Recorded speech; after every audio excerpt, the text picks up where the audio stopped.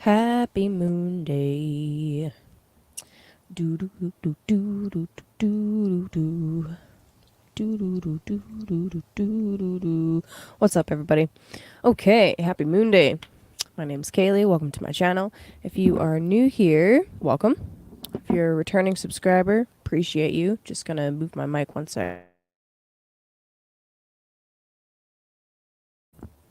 Just realized that I was slouching. Okay, what's up? How you doing? Stoked to be here today. So I apologize that it's a little bit late, but better late than never. I did this thing today where have you ever been about to do something really important or been reading some like deep esoteric text or whatever or going down a rabbit hole and then all of a sudden you start feeling really tired, but you're getting somewhere and you know that you need to keep going, but you're just so tired. And you just start sleeping. Start just like, okay, well, I guess I'm going to sleep for a little bit. I've heard from certain people that that's a negative influence trying to stop you from doing what you're supposed to be doing. Happy Moonday, Stacy. Anyway, I was exhausted and I was sitting there. I was like, oh my god, I'll just nap for like a minute. And then I was like, no, I'm gonna take out my cards and I'm gonna let my cards decide if I'm gonna do Moonday today. Well, lo and behold, what do I pull? The freaking sun card. I'm like, all right, I'll get up. It was funny. But yeah, so here we are. All right, what's up, Logan? What's up, Stacy? Good to see you guys. Alrighty, so there's actually a lot of stuff happening this week. Already today, there has been a major planetary shift. There'll be another one before the end of the day. So early this morning, speaking from North America's perspective, Mars moved into the tropical sign of Virgo. So he was in Leo, now he's in Virgo. Later on today as well, Mercury will be moving from Cancer into Leo. So two big planetary changes on the same day. Whew. Next week, there's a lot of stuff going down next week, including the nodes changing sign, the new moon, Venus starting her retrograde cycle. Like, there's a bunch of shit going on next week. So lots to talk about. Lots to talk about. But let's just start off with looking at where things are today and just kind of taking it day by day, and we'll talk about it. So I don't even know exactly which transit I want to talk about the most because they're both significant, but let's take a look, shall we? So this is right now, from my perspective, where I'm sitting. It is Monday, July 10th, 2023. And on my eastern horizon in Calgary, Alberta, we have the final degree of Virgo rising. So as you can see, let me zoom in for you. Mars has just ingressed into Virgo. So he's at 0 degrees and 10 arc minutes. So freshly into the sign of Virgo. So with Mars representing our motivation, our drive, our passion, our anger, our frustration, our actions, all of this stuff, our forcefulness being in the sign of Virgo, now Mars has to use, instead of the solar tools of Leo, now he has to use the mercurial tools of Virgo. So while Mars was in Leo, we had a lot of the mega confidence, big energy, big, lots of very,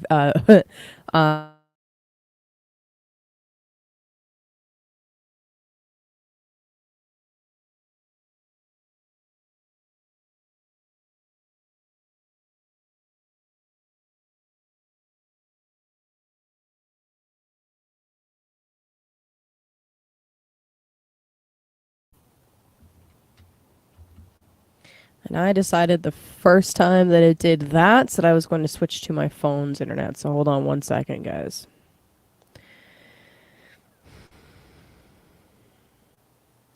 1 minute. Anyway, now that Mars is in Virgo, a little bit of an energy shift, right? Instead of the solar tools, we're using the mercurial tools. So with Virgo, we're talking about themes of measuring and precision and I don't know, things like that. So Mars is very precise, almost surgical when using the tools of Mercury. I'm just I'm fucking up. I'm fucking with my data settings. Hold on. Tether. All right, it's gonna cut out for a second. So just give me a minute.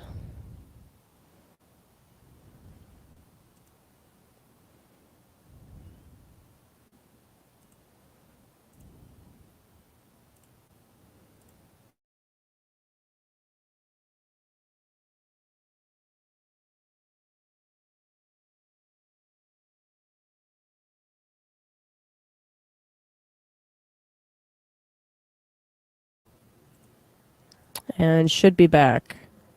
We back? Looks like we're back. Okay, cool. All right. So anyway, surgical precision. That's what Mars is doing here. Now, as soon as Mars moved into this sign, it's getting ready to oppose Saturn. So Mars, once he gets to about 6 degrees, will be opposing Saturn in Pisces. So this Mars-Saturn opposition, this won't perfect for a week or so. So that'll, I think 2 weeks. So not this week, but next week, maybe the week after that, we'll be talking about it. But it's still building up in energy. So this particular opposition, the two scary malefics, Mars and Saturn, we have this about every 2 years. It's a little bit less than that, and it's a little bit erratic. It's not an exact number, but when that happens, it is noticeable. So with Mars, you can think of Mars as like the gas pedal, the desire to go, go, go, go, go, and Saturn's your brake pedal. And if you've ever driven with someone that has a foot on each pedal, it is so frustrating and so I don't know how to describe it, obnoxious. It's a little bit obnoxious. And jerky, right? It's not a smooth operation, at least at first, unless I guess with that metaphor, it's not smooth. It's just not smooth. But if you master this art of, well, I imagine most of the people here drive or have driven. So if you master the art of easing off and depressing each pedal in a smooth fashion, you know, it's nice. You use both pedals, especially if you're using them appropriately at the appropriate times, right? Uh, but yeah, I get this image of somebody braking and accelerating at the same time, like they're jerky and especially if they're inexperienced with driving in general. So anyway, we're building up to this kind of energy, and you can take this kind of an opposition, this Mars Saturn opposition, and do a lot of really beautiful things with it. This is like mastering martial discipline, right? Like if you have ever done any kind of martial art, this is the kind of opposition that you would see in like I don't know, I picture like a monk's chart or somebody that does like jujitsu or something like that. They've taken that Martian energy and become extremely disciplined and masterful about the control and use of that martial energy, right? So there's a really beautiful and positive way that you can work with this kind of an opposition. But depending on, you know, your own maybe personal skill level or other factors that are impossible for me to go into in a very general video, it might be a little more frustrating rather than smooth sailing, right? And you don't gain that kind of mastery overnight, right? This is not exactly a very long transit, so it's not like you're going to suddenly become chi masters unless your name is Chance. Uh, so, you know, but just be gentle with yourself and remember if you're running into people that are struggling with their Mars energies, I'll say, just I don't know, keep repeating and reminding yourself that we're experiencing a challenging aspect in the sky over the next couple of weeks.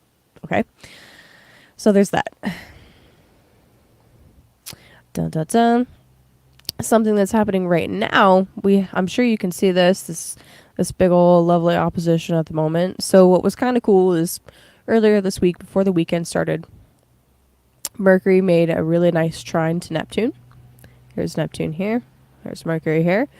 And then right now, as I speak, Mercury is getting ready to oppose and is almost exactly opposing Pluto.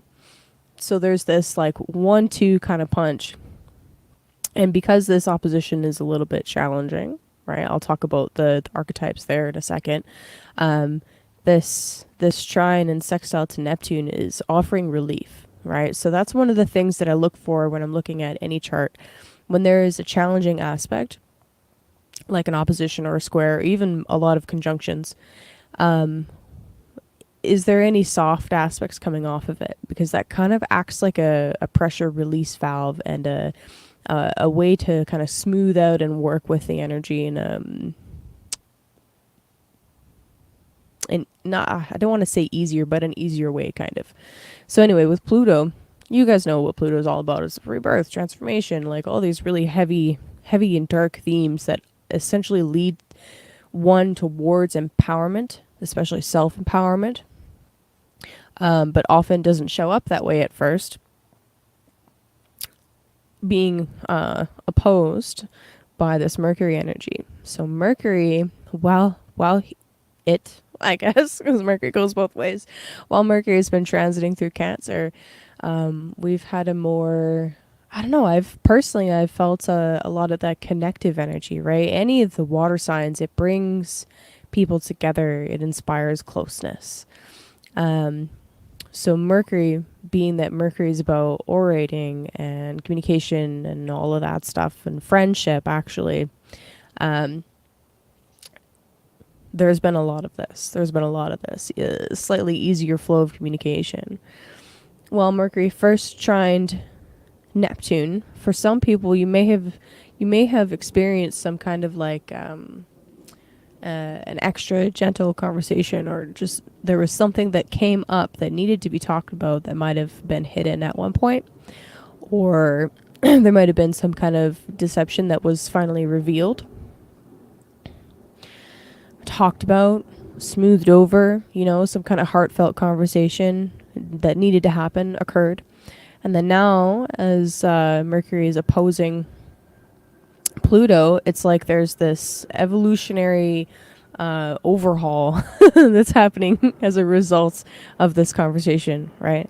That's kind of how this is being seen. And because this is still active, it's almost like this is a very healing and supportive aspect for this.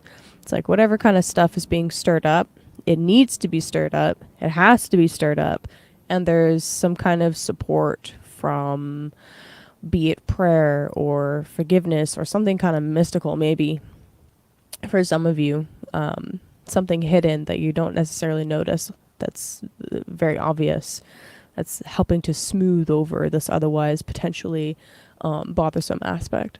So that's kind of nice. Yeah, exactly. Divine timing. What's up? Hey, still standing.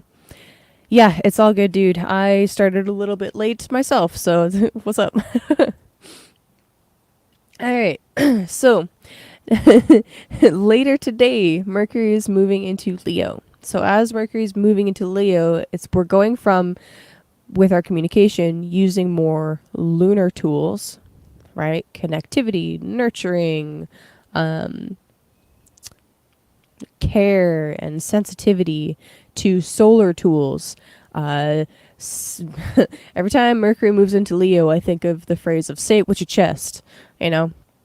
We're using more heartfelt stuff, a little bit more loud of an expression, saying things that need to be said because people need to hear them, not because we care about their feelings, right? Mercury in Cancer, a little bit more sensitivity towards people's feelings. Mercury in Leo, not a lot of sensitivity towards feelings, more about, hey, this is the ideal that we're going for. Let's talk about that ideal and let's go for it. Fuck your feelings.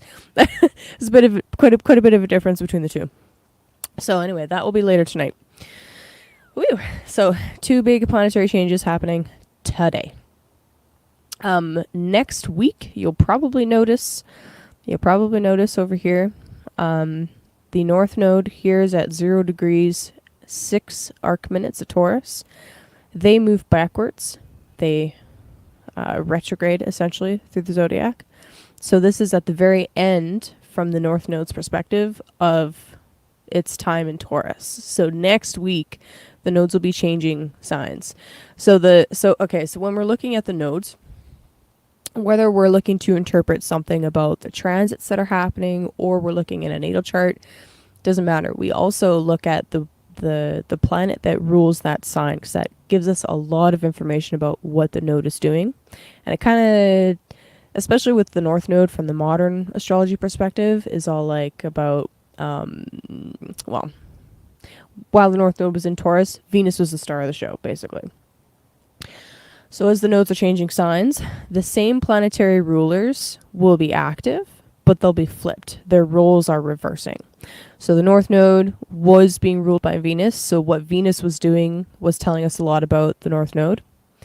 Now it's going into Aries, so it's flipping to Mars. So with the North Node, what that is talking about, and I'll definitely dive into this more next week, but just a quick overview, a little bit of a heads up for you guys. The North Node is talking about our progression forward in this life. It can be a hungry energy, but it's something that we're developing more. It's more tied to material matters, whereas the South Node is more tied to spiritual matters and releasing attachment, I guess, to specific material things.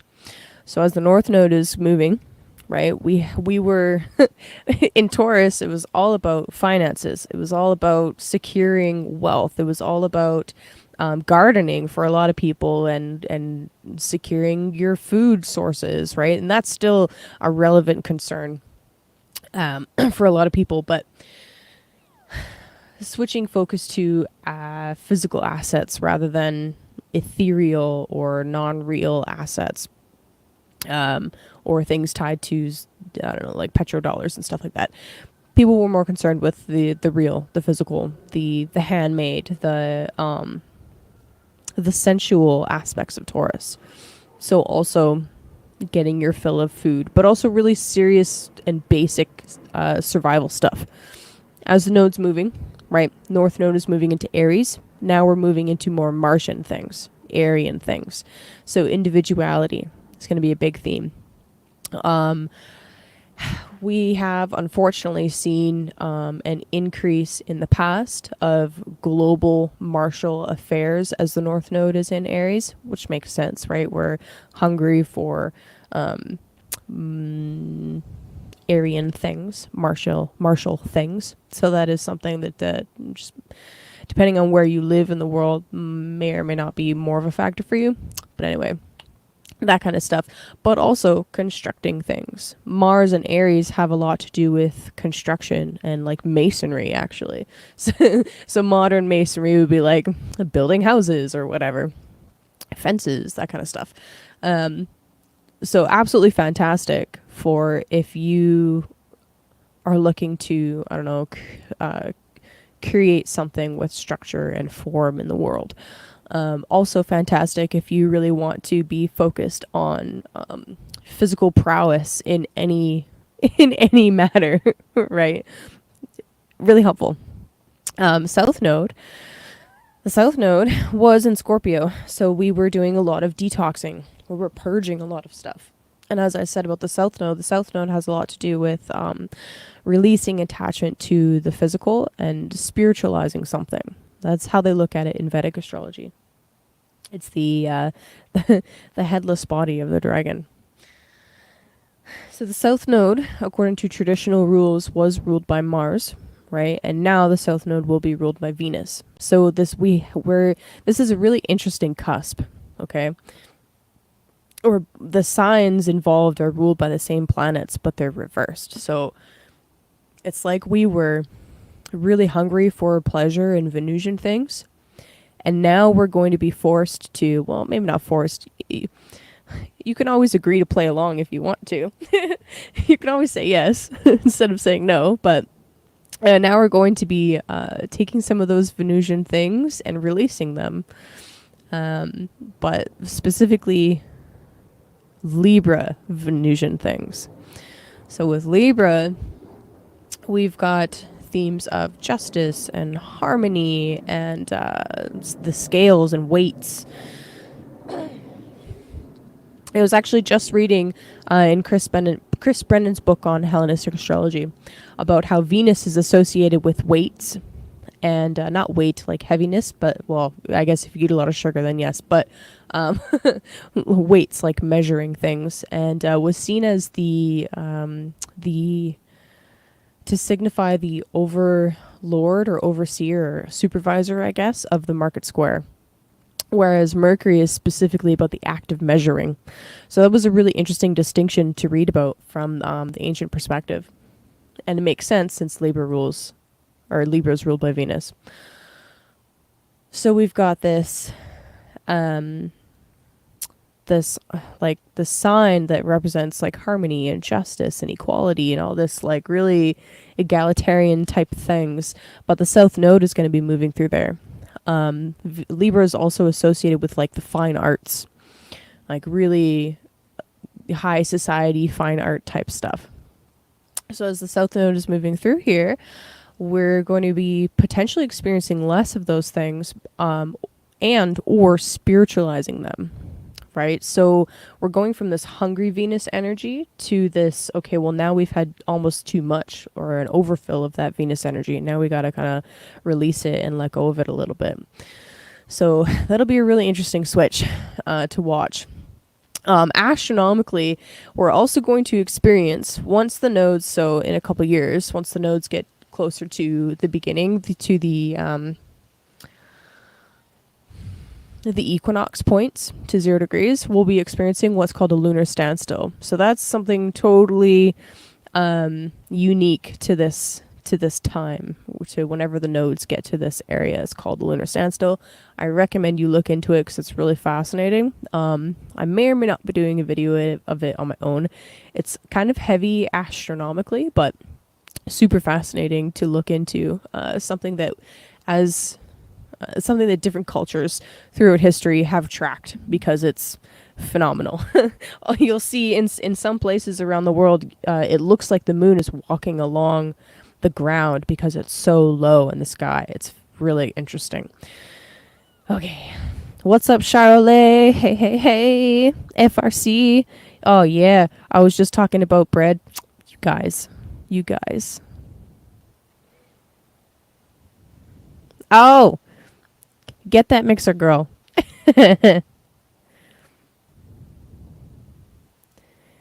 Gaslighting versus reality check. That's an interesting way to look at it.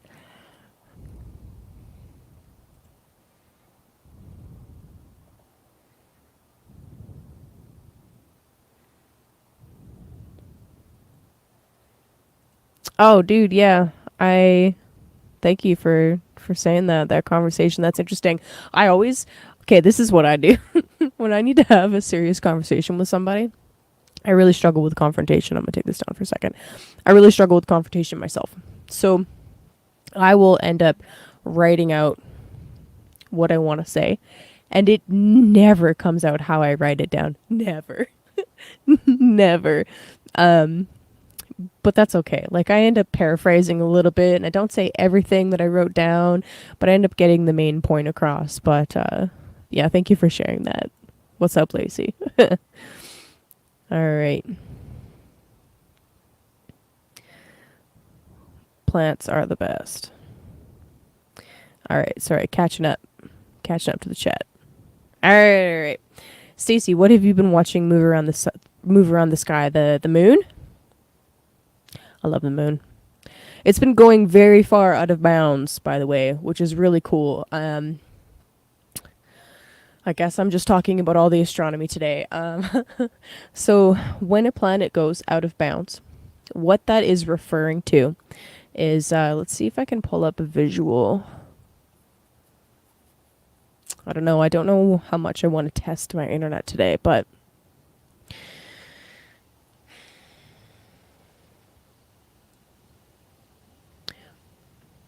yeah, way far out. Yeah, exactly. Way far out. You can't see it exactly. It's really noticeable. So there is a band in the sky, the ecliptic, essentially.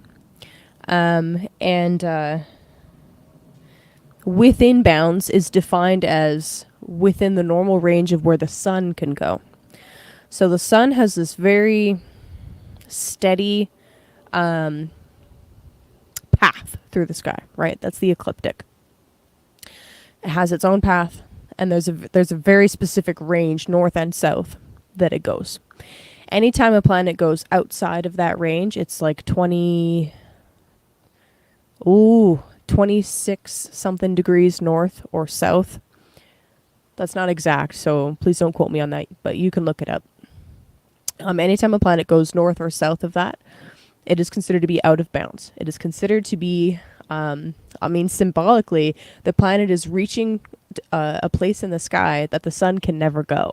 Venus does it a lot. The moon does it quite a bit. Mars will do it every so often. So to have an out of bounds planet in your natal chart, it is said that the themes of that planet you tend to reach for things that are a little bit unusual. Some people consider it to be like a Uranian influence. Personally, I have both Mars and Venus out of bounds. So I do things in a weird way. I don't know. But anyway, the moon out of bounds is the most common one to be out of bounds because it moves the fastest through the sky. While the nodes, so what the node is the intersection point between the moon's path and the sun's path. When the nodes are close to the ecliptic, as the moon is moving, I'll bring this chart back up. As the moon is moving, so here's the node here. Here's the north node. So right now, moon is really close to the ecliptic. So when the sun goes down, you won't be able to see it, but before sunrise this morning, if you get up or you're just still awake as the moon is rising, it'll be really close to the ecliptic, right? So very much within bounds. However, once the moon gets to about here, it'll start to be out of bounds. It'll be north above the ecliptic.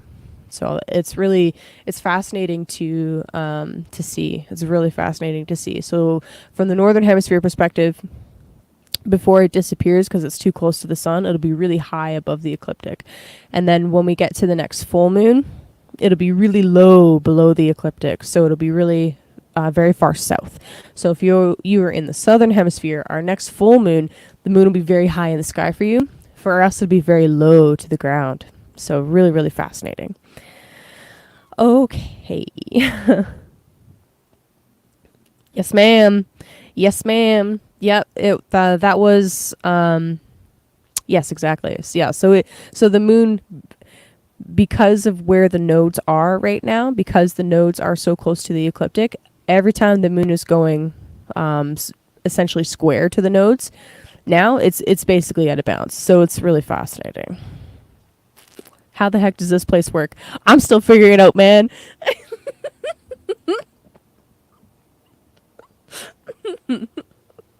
Okay, so yeah. Now, with astronomical stuff, having a visual helps a lot. So looking at this stuff in Stellarium would be a way better way for me to teach it to you guys. So or having literally any kind of visuals would be way more helpful, but it came up, so I'm like, all right. I'm gonna just tell you what I know. Okay. Fuck. That's hilarious. Stellarium is the shit. I love that place. Alrighty, so that's a basic rundown. This week we're getting ready to go. Right now we're at the third quarter square of the moon, so we're counting down the days till the new moon. So you can kind of consider this week to be like, kind of like a wrap up, right? There's things that you'll be finishing up and wrapping up in preparation for the next new moon. That's the energy of the moon right now.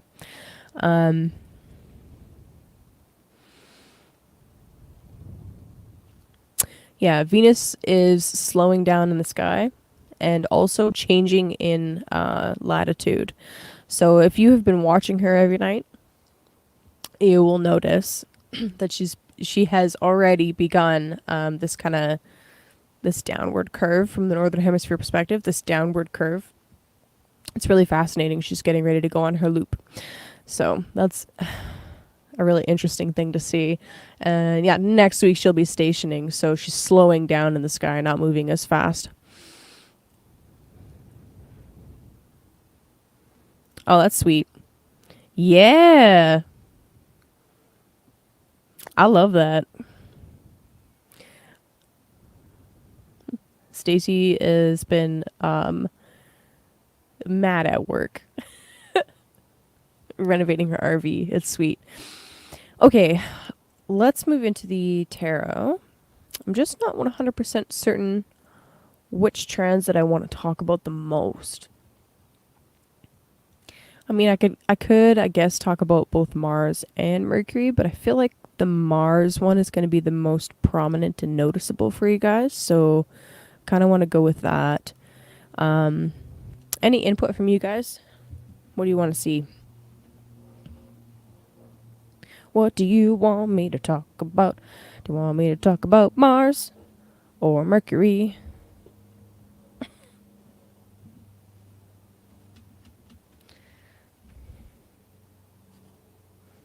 FRC noticed Venus. Nice.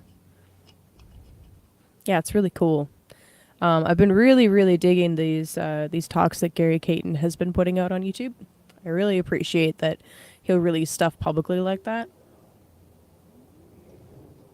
The man's a genius. Um, he has a really excellent book about Mercury and Mercury's retrograde cycle. Mercury, okay. Speaking of Mercury, yeah, he put out an excellent book. It's called oh my gosh, I'm gonna forget the name now. Hermetica Triplica or something. Fuck, I'm really sorry, I'm forgetting. But it's about Mercury and the Mercury retrograde cycle, the shape that Mercury makes when he's doing his loops, um, how the planets when they're about to go through their retrograde go through a change in declination, so north or south. How they have different shapes based on where they are in relationship to their own nodes. Like it's really intense.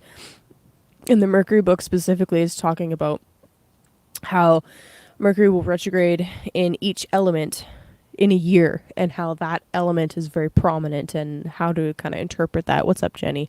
All of that stuff. You want me to talk about both? Fuck, okay. All right. Okay, yeah, I've been slacking. I owe it to you guys. I can do that. Anyway, fantastic book. He just released a couple of videos about Venus and the Venus retrograde cycle and how to work with it in an alchemical manner. What's up, PK? Really fascinating stuff. Very much appreciate his perspective. Okay, so let's do that.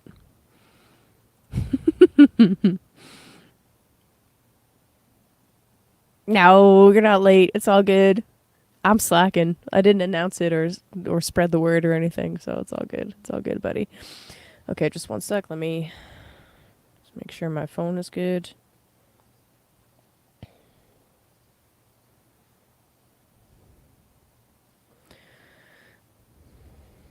You like power saving mode or something?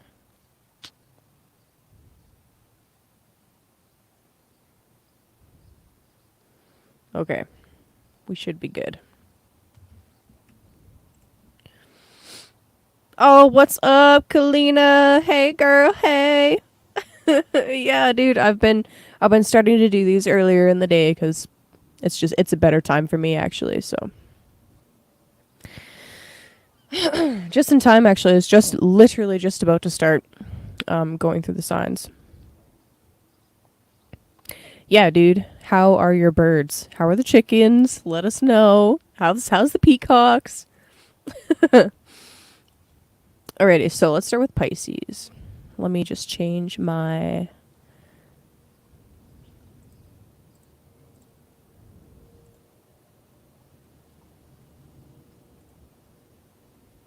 There we go.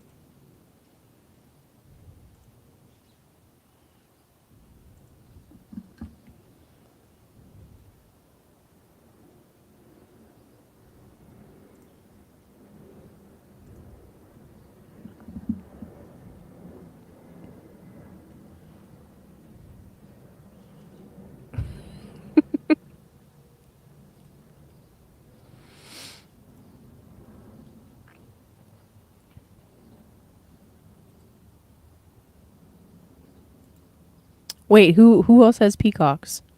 Somebody else was talking about peacocks. Who is this? Who has them?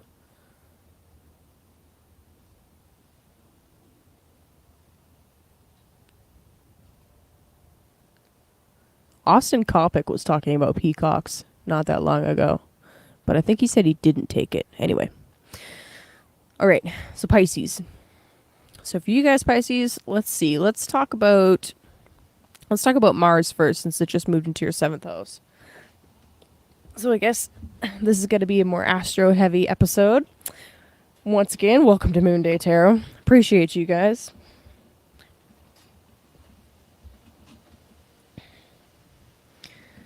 Okay. So for you Pisces rising specifically, all right? Mars has just moved into your seventh house. All right. This is the house of partnerships. All kinds of one-on-one relationships are seen from the seventh house. Anytime you sign a contract, anytime you move in with somebody and sign a lease together, that counts. Marriage, obviously, business partners as well.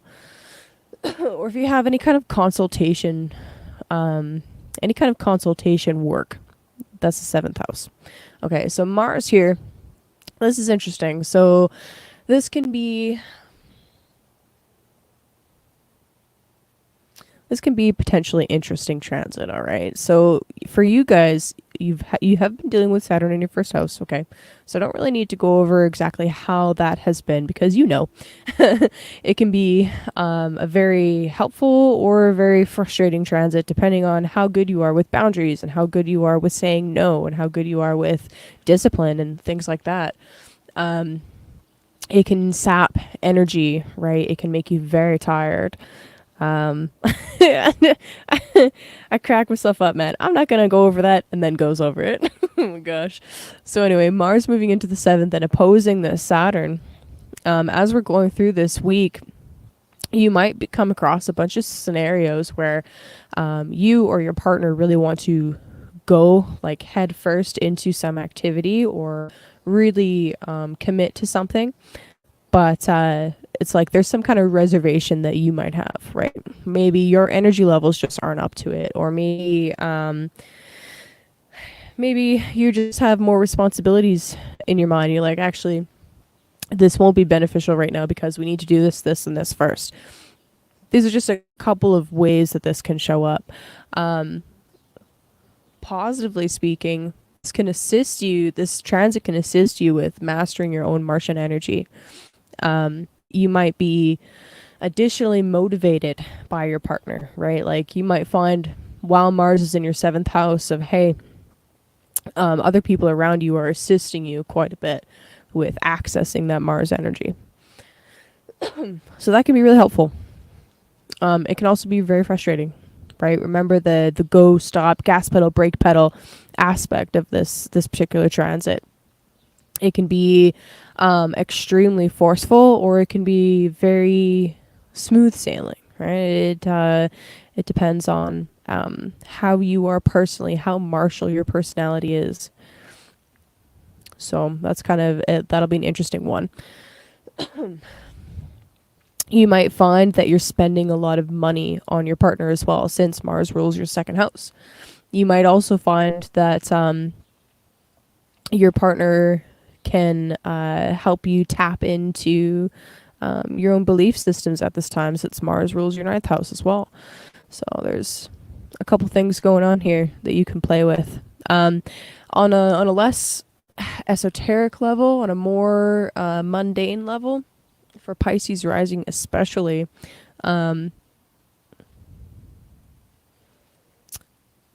while Mars is in your seventh house here, especially like today over the next couple of days, as this is a really fresh sign change, it could just be that your partner is more interested in what your spiritual practices are, or what your interest in divination. That is definitely one possibility.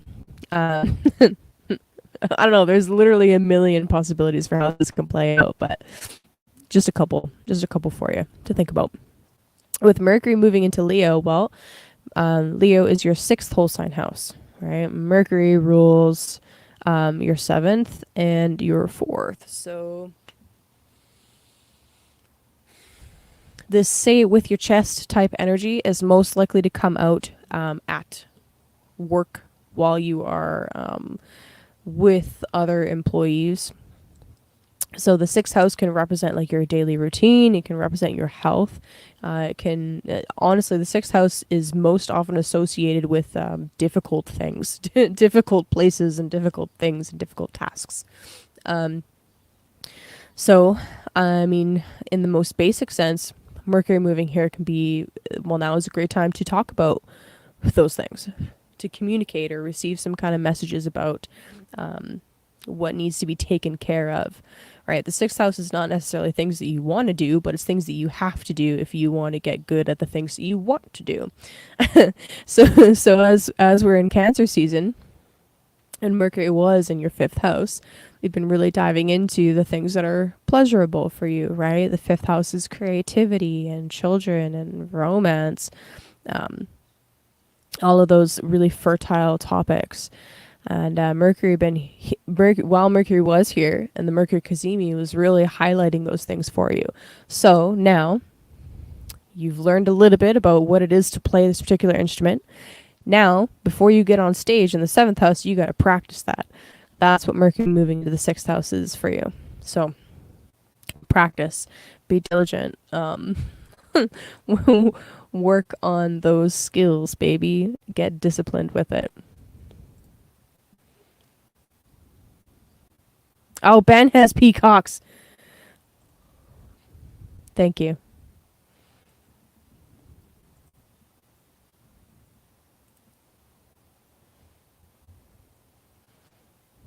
I forgot.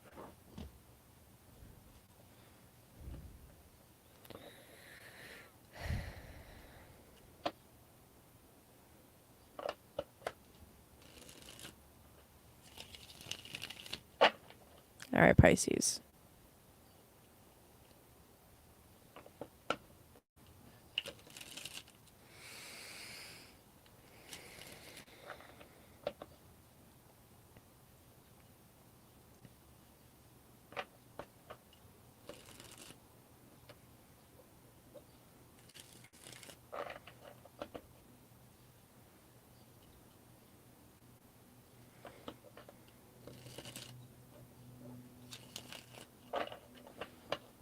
All right, so some tarot cards for Pisces. What do we got for you guys?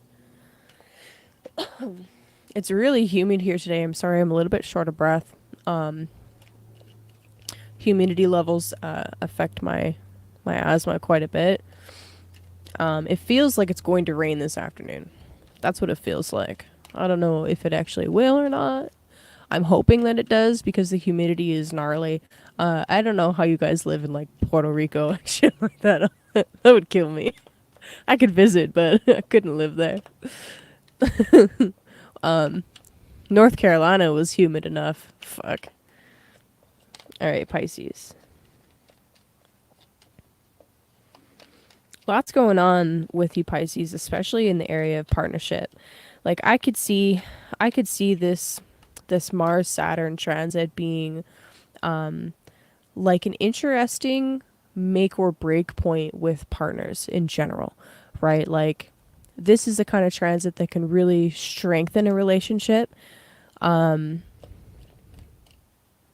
or not, right? Like I picture like a piece of iron actually. Oh, that's a good analogy. A piece of iron. So there's a really cool quality to metal where you can cut metal or bend metal and bend it back or refuse it through welding or soldering or something like that or for melting it down, right? However, if you bend the same piece of metal over and over and over again in the same spot, it gets what's called metal fatigue and it will snap. Or if it's too brittle, so if it has a really high carbon content, for example, it's more easy to snap. So this Saturn Mars opposition, think of it like this. Is this the kind of metal you're testing the metal of your relationships? Is this the kind of metal that is going to snap because it's too brittle?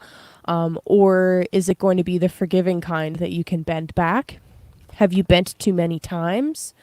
Or is there some kind of thing or process or conversation or situation that needs to happen to help fuse that break back together? I don't know. It depends on your situation. That's hilarious. To the West Coast for dry air. Mm. Are you moving back home to Texas, Kalina? I don't know. I'm so out of the loop. I'm so out of the loop. It's raining where you are, PK? That's beautiful. We got like a little tiny drizzle last night. Okay, Pisces, why the tight lips? Come on, man. I can't be here forever shuffling. Let's go. I'll just pick cards for you if you don't, okay?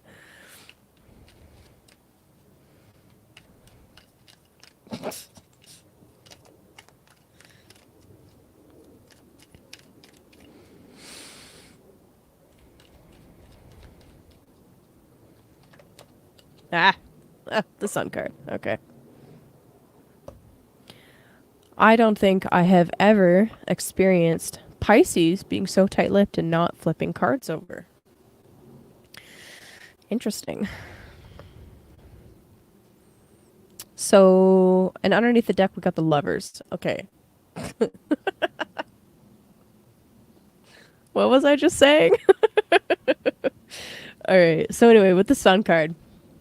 Oh, fuck. This is the ultimate yes card. This is one of the happiest cards in the friggin' deck. Look at that kid. Look at him. Look at him. He's so happy. There's an innocence here, a childlike bliss and innocence.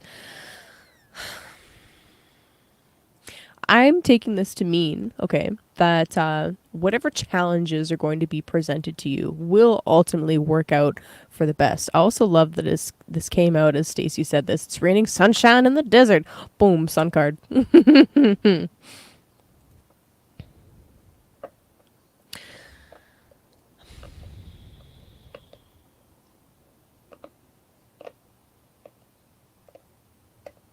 I feel like I'm being reminded to remind you guys, especially Pisces, that no matter what the sky clock is saying, not every transit is going to affect you directly in a very noticeable way.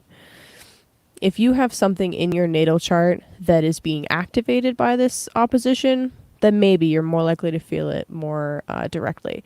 But even then, this too shall pass.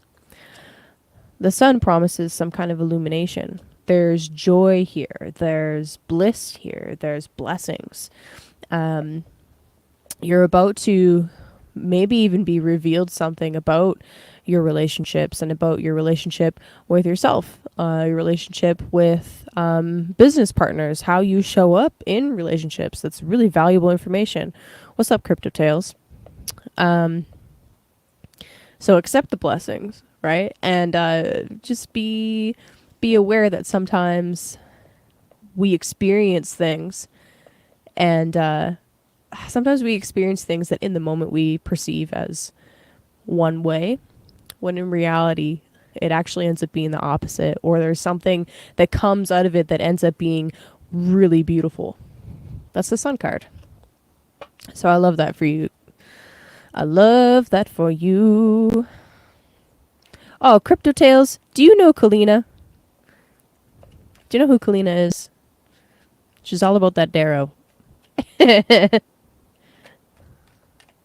Also, Kalina, do you know who Ronan Bird Dog is? I feel like I'm trying to help connect the tribes here. Ronan would want me to do this.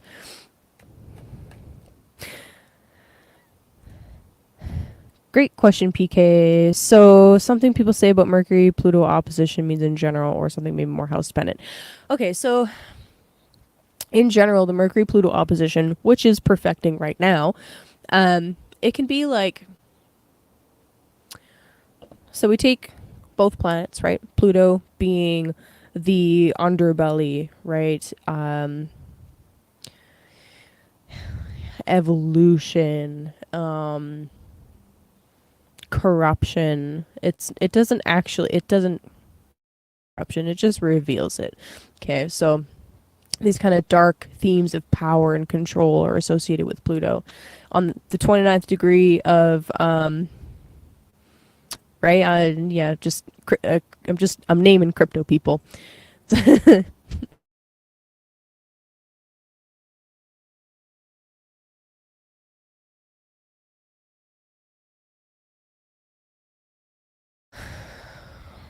Sorry about that. We're seeing more and more corruption come to the surface.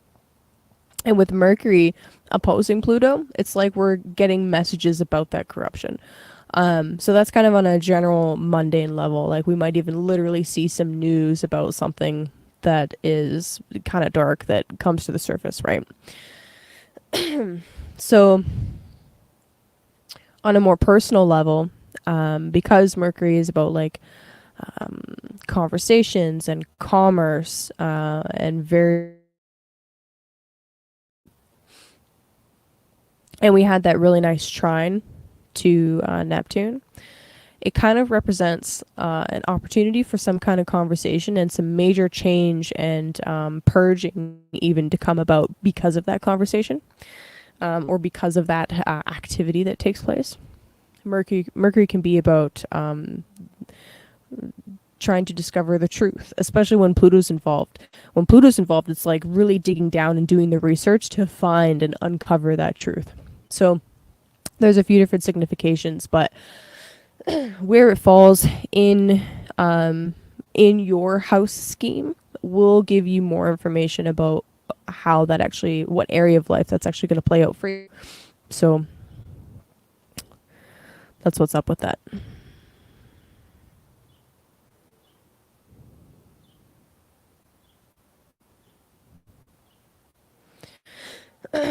Okay. Anyways, Aquarius. Let me change my map.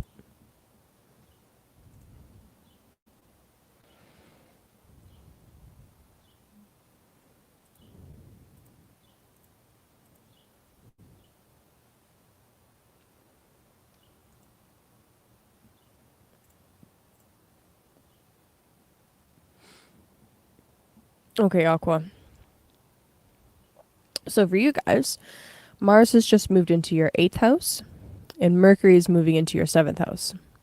So with Mars moving into the 8th, and then within the next couple of weeks, week and a half or so, opposing Saturn in your 2nd house, well, this financial axis is being lit up for you guys, especially for Aqua Rising. But anyway, Mars moving into the 8th house using the tools of Mercury. Let's see. 8th house can be about your shared goals, shared projects, right? Anything that involves other people's assets. It can be about inheritances. It can be about deep psychological ish. Mars moving here, actually, I feel inspires bravery looking into all of those deep psychological things. So that's actually, I think, the best way to look at it is you're being inspired to be brave and go bravely into the night to look at what needs to be looked at, right? Now, the opposition with Saturn, especially as this relates to finances, you might find yourself in a situation where when it comes to joint projects, shared projects and stuff, they might really want to go, invest, do this, spend money here, expand this way. But there's something about your personal finances or your own personal values that's telling you to put the brakes on. Where you're like, all right, yes, that sounds great, but let's make it sustainable. Let's make it so that our growth doesn't outrun us and all of a sudden we have no money to pay for the things that we've just invested into in order to grow. You know what I mean? Let's not make it so that we grow so fast that we outgrow ourselves. That's kind of what I'm feeling with this opposition for you guys. Um, and of course, that can translate to multiple different areas of life because literally you need finances to pay for everything. So um, take that how it lands, right? Mercury moving into the 7th house for you guys. So um,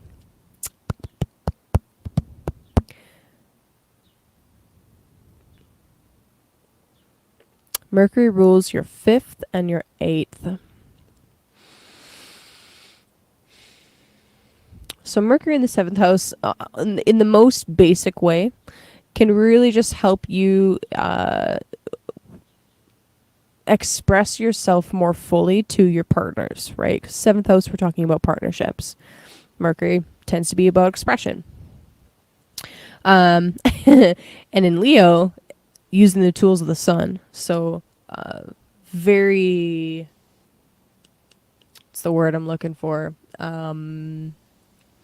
It's like bold expression, right? Actually saying something to that person that's been needed to say. Since Mercury rules your 5th house, this can signify for some of you taking some romantic relationship to like another level. Now, this isn't a particularly powerful transit. Like if the Mercury Cazimi were happening here, it might be a little bit of a different story. This kind of thing happens every year, right? So it won't be every single year that Mercury moves into the 7th house and then all of a sudden you go from a boyfriend to like getting married. Uh, but for some people, that can be a thing, especially with this transit happening right now, right on top of this cusp. It's kind of like there is something significant about this where there is some kind of big status change or some kind of big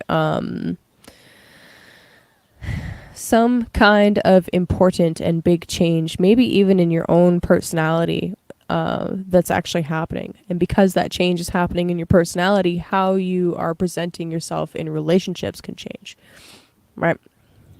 So that's the thing. Oh, that's badass. Okay, that makes sense. Yeah, dude, that is definitely a big part of that inquisitiveness and the deep research. That's badass.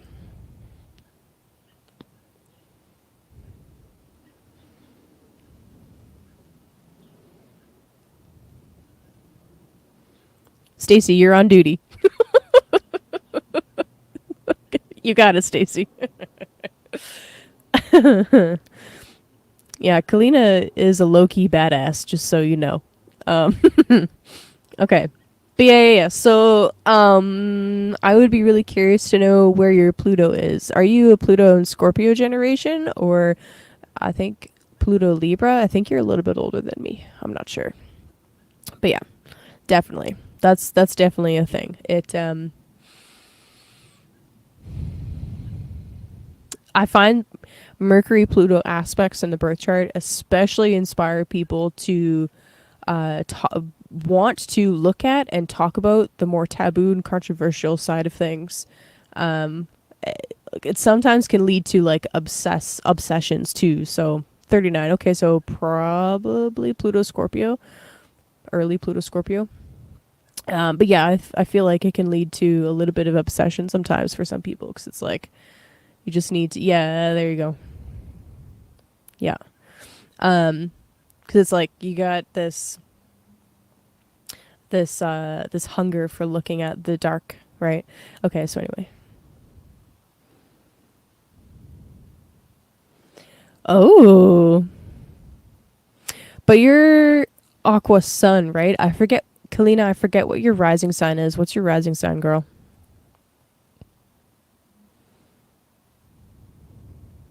Okay. So anyway, where was I? Ah, yes, the tarot. You guys. All right. So for Aquarius, Kalina designed this really cool tarot deck. I think most of you in here are familiar with it, but it's really beautiful artwork. Speaking of tarot.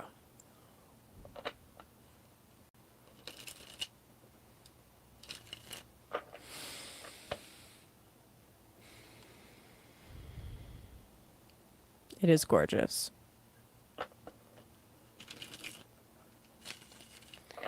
Da-na-na-na-na. I feel like I need to sing. What are we singing about, Aqua?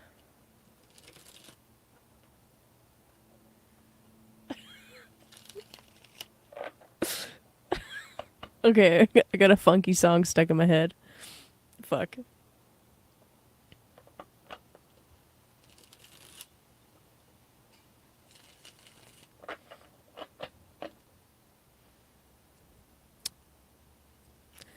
Oh, it's so cheesy too. Oh my gosh. Okay, yeah, I gotta sing it. Slam dunk funk, put it up. We got that feeling.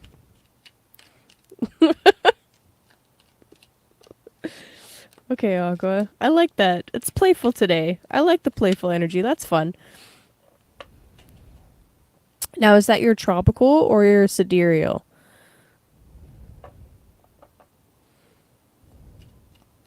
You know I'm a tropical girl. You know it. You know that. At first, he comes back.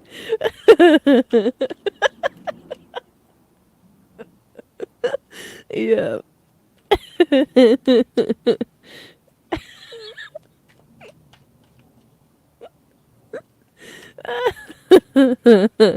Yeah. Okay, Aqua. All right. Oh, girl, you know I don't use sidereal. Shit.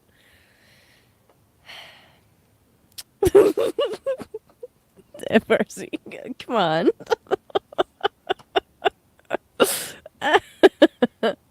Oh, fuck. All right, Aqua. Fuck. Um. Okay, so Aquarius. This is an interesting one. Oh yeah, that's right. You're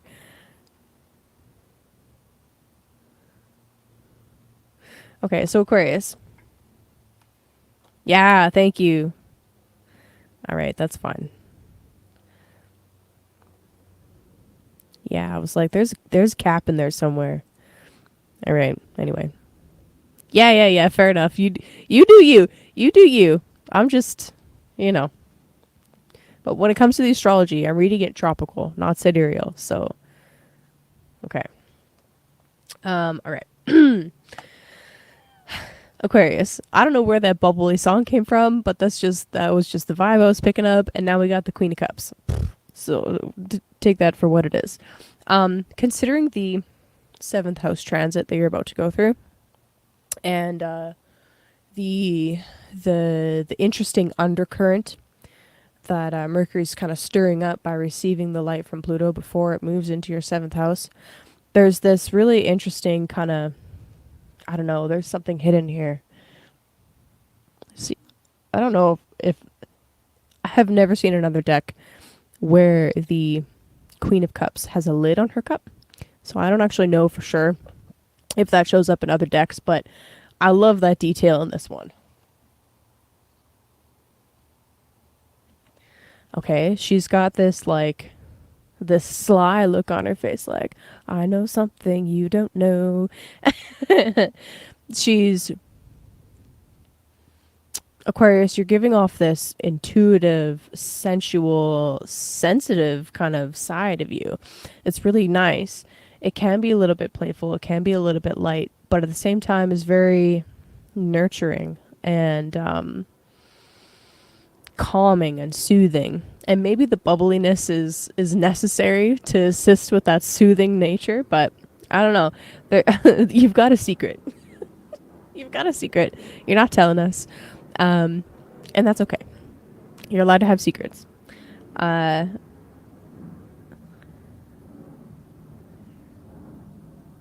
I feel like there is something developing for you at this time that literally has to do with your feminine side. So if you're a man, you still have a feminine side, okay? We're talking about the body. We're talking about the intuition, the artistic side of you, okay? There's something developing there, but it's like it's under wraps still. Like it's not quite ready for a public announcement. So in the meantime, play, have fun, be a little bit bubbly and energetic, and that's totally cool. Especially with Mercury moving into Leo, like that's a very playful energy. So have fun with that.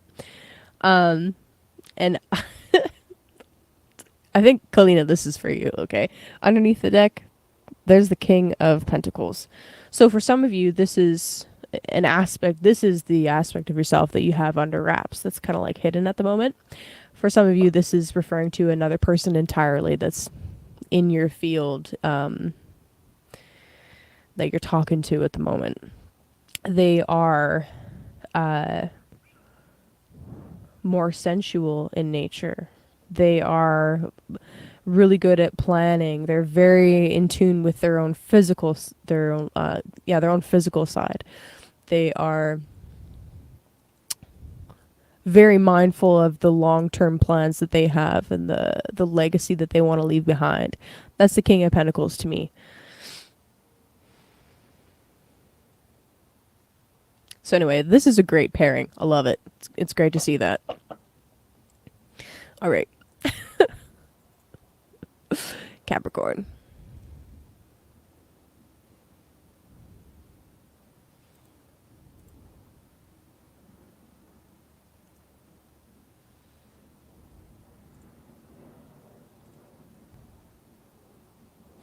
All right, Cap. So, Mars just moved into your ninth house. So let's start there, right? So ninth house, this is the house of our belief system. This is the house of the temple or the university that we're studying in. So if there is anything that you have been studying lately, like if you've been taking any kind of like online courses or you go to university or literally anything like that, Mars here can help motivate you in this manner. There's an interesting side effect with this where on one hand, it can help motivate you and really push you forward in your studies, your esoteric studies, or you don't have to be studying anything like astrology or anything like that for this to be valid, but anything like that, Mars can help push you forward and motivate you. All right. Now, at the same time, this can present a challenge. Mars is, after all, malefic. This can present a challenge where perhaps there is maybe like a clash of ego with some kind of teacher or guru or someone that you consider to be one of your betters. So just watch out for that and be mindful that this energy is in the air. Now, the opposition with Saturn in the third house, as Saturn's been moved to the third house, you've been experiencing, we're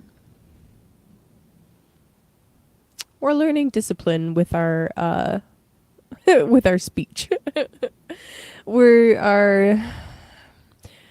I don't know, personally, as a Cap rising, I personally have been experiencing different obstacles and challenges coming up in regards to commerce. This is the third house thing, with vehicles, actually, with things that I'm trying to develop in my own neighborhood, in my backyard. They're just not quite going as planned. I've had to pivot and deviate and do different things than what I had originally planned because different things are coming up as obstacles that are being presented to me, right? So that's very much Saturn in the third house for us. Now this Mars opposition, this Mars opposition is interesting. Like, there might be like a desire or a want to go on a longer journey, right? To go an adventure, but there's different things restricting that and holding, not necessarily holding you back, but it's almost like the local travel is more important, or yeah, it's almost like that's more important, or that's the more responsible, quote unquote, responsible thing to do. When it comes to learning and listening or teaching and presenting, there might be a desire to really want to present and teach, but it's almost like with Saturn in the third, it's like it's your job right now to sit down and listen, if that makes sense. Right? So a little bit of a challenge here, but that's okay. Embrace the challenge. I mean, who am I talking to? I'm talking to fucking Capricorn. Embrace the challenge. Embrace the challenge because it's going to help you grow. So I love that.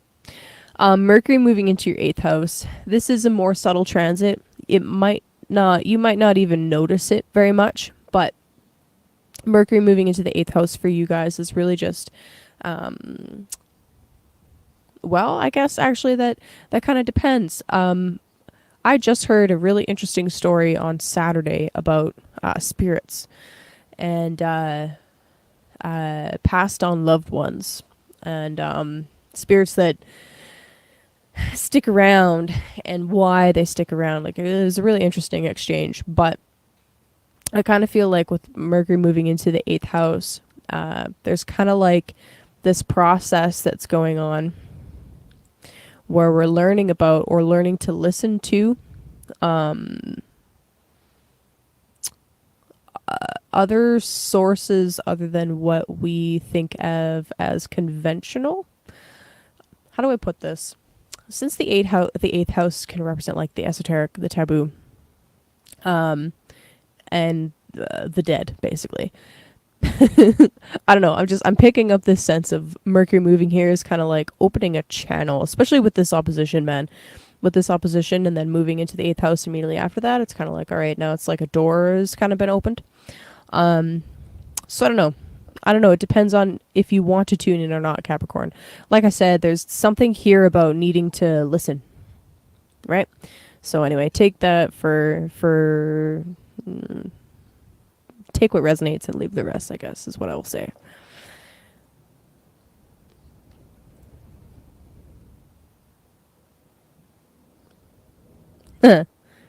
Sit down and shut up, Cap. Well, I can't right now, PK. Okay, I'm streaming. Yeah, that's funny. All right. Is Kalina into crypto? Boy, you don't even know. Yeah. Okay, so Capricorn. Capricorn, what do we got for you from tarot? Oh, Ten of Wands. Interesting. Okay. And the Ten of Swords. Holy shit. Look at that. Ah. Oh my gosh. Just dropping all the shit. Okay. There we go.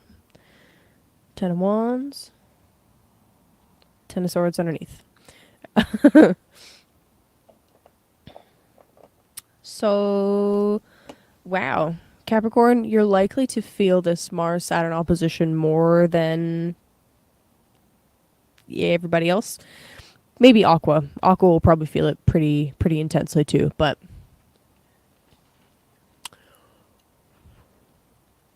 gosh, two tens. So there's a cycle coming to an end right now, but it's like you're in this last kind of push. So how I'm feeling this is over the next week, as Mars builds into the exact opposition, you're going to need to apply more effort than what you think you need to. Okay, there's going to be just the need to push yourself. All right, push yourself, even if you want to sleep. Even if it feels like, no, actually, I don't really need to do that today. I could do it tomorrow. Don't fucking do that. Don't procrastinate. Don't put it off. Go for it. Push through. I feel like this is I feel like this is an important developmental stage where it's like you need to know for yourself how much you actually can accomplish when you put your mind to it. And you will never know that if you never push yourself. So do it. Push yourself. Do the thing. Get the points. Okay? Yeah.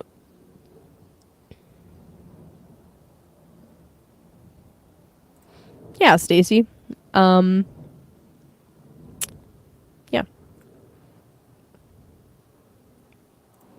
Nope. Not reading your mind. Reading the tarot. Anyway, push yourself. Do the thing. Get the points. There's an important ending, and with these endings, important beginnings. Don't give up. Um,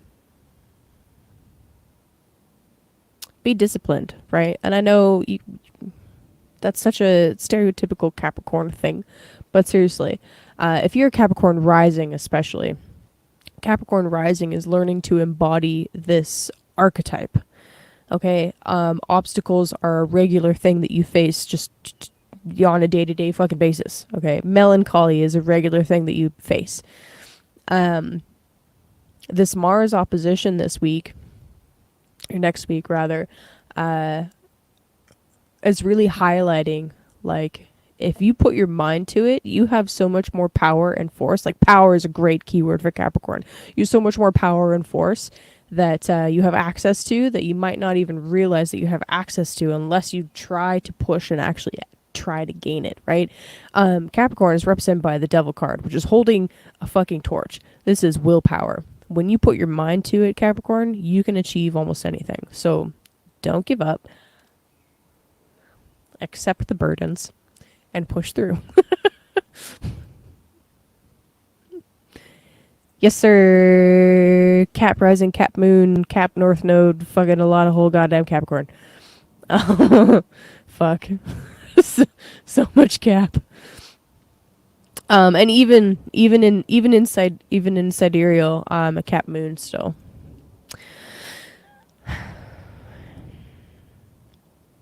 Okay, Sagittarius. Swagitarius. Sage guitarist. Sag.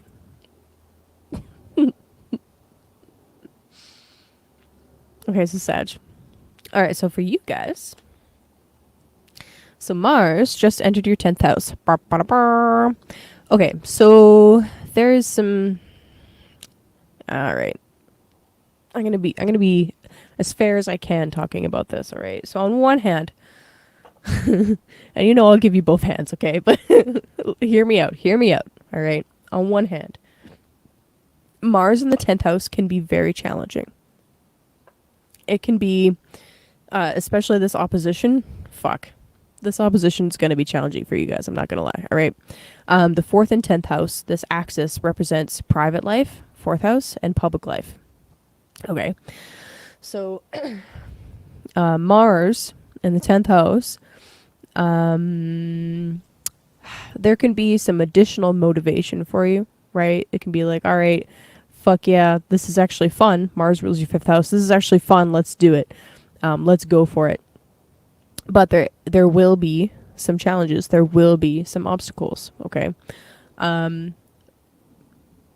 While the positive side of Mars in the 10th house is like, yes, motivation, additional energy, all that stuff, it can also represent some kind of challenge or opposition from somebody in authority or a parental figure, okay?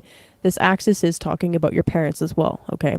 So all of the houses have an external manifestation and an internal manifestation. And both are valid, okay? So you quite literally could run into a situation where some like boss or authority figure or even a parent or someone that represents parents to you needs you to do something or is more forceful with you than you'd like or something like that, okay? That's the expression of Mars. And with the Saturn in your 4th house, this opposition can manifest as you having extreme resistance to whatever it is they're saying. Okay, that's one way. The other way that this can play out is you really want to go for gold, right? And repair something or build something or expand your career in some way. Maybe expansion's not quite the right word for Mars, but achieve something career-wise or in the public. And there's limitations coming from home, right? From internally, maybe. Saturn transiting through the 4th house can sometimes bring up like, I don't know, I feel like it's an opportunity to look at your, the things that you do to hold yourself back, right? The 4th house represents your root, your anchor. It represents your ancestry, but also literally your physical property, right? The place that you own. And I guess if you were renting, it would represent your rental property as well. But Saturn here is like, you have to do more work around the house, you know? If you bought a flip property or a fixer upper, right? This is literally, you need to do the work now. That's Saturn in the 4th house. With opposition to Mars, it's like now you're really seeing the strain or the You're just noticing the necessity of certain things breaking down, and now you really have to put in extra effort to fix them or whatever. Now that's one side of it. The other side of it, if these energies are flowing more easily for you, or let's say it's activating something in your chart that is like trining or sextiling them in a really nice way, and then it could be about experiencing this resistance, but also pushing through it and achieving some great level of mastery between the 4th and 10th house axis. I hear a woodpecker right now. Straight up. He's not that far away. That's really cool. Okay, so I love that actually. A woodpecker, he's a hard worker. Okay, he's building his house. It's a very Martian bird to me. Okay, because Mars is the builder, is the construction worker. As much as he's the warrior, he's also the construction worker. So I love hearing the woodpecker right now while I'm talking about this, because it's like, no matter what kind of resistance comes up for you, again, just like I said to Capricorn, you need to push through it. You need to be disciplined and get it done. So yeah, that's that.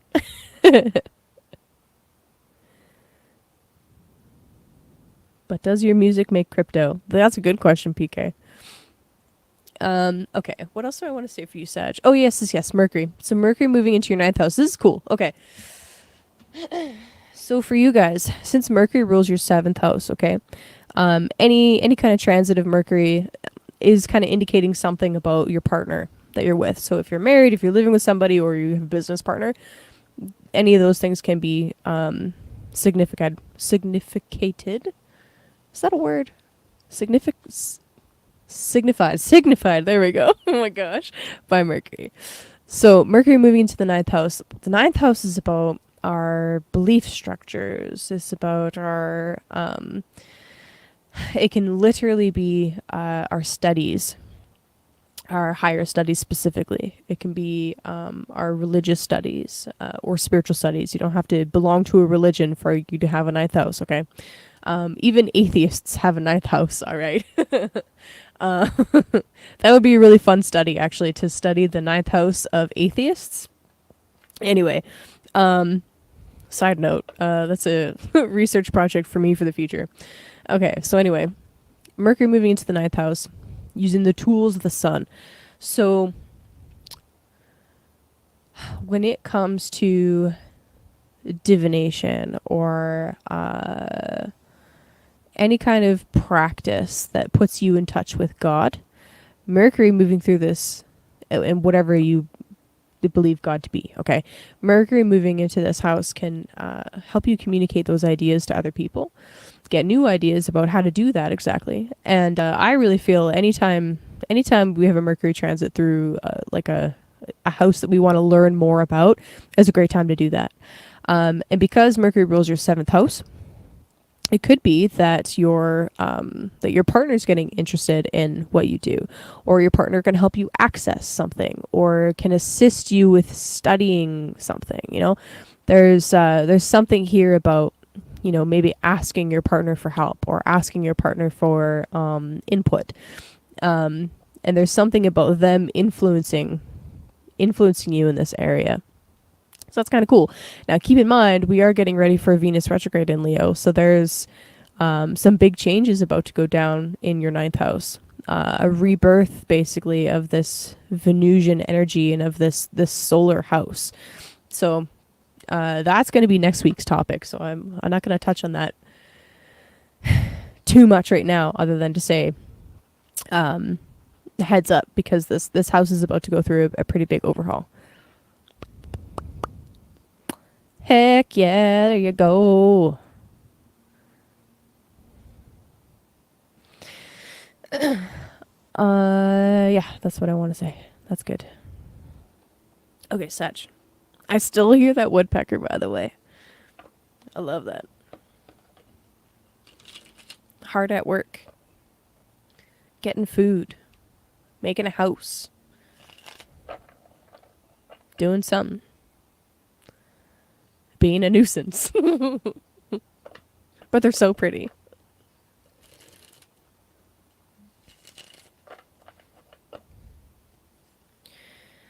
Ta-na-na-na-na.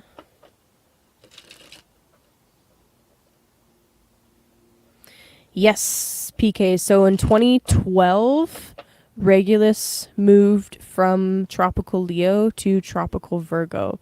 So most of us were born, pretty sure everybody here was born while Regulus was still in Leo at 29 degrees. For example, former President Trump has 29 degrees Leo rising with Regulus right there.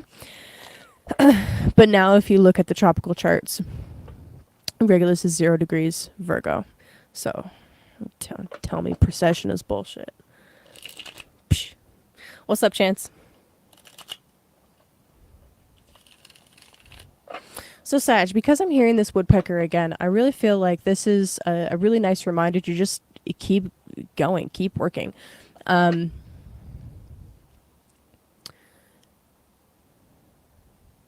The more disciplined you are with your martial energy, the better this opposition is going to go for you, this transit. And again, I don't really feel like it's necessarily going to be overly challenging, except for the fact that it's in sensitive houses for you. Mr. Jenny, I like that. Stacy.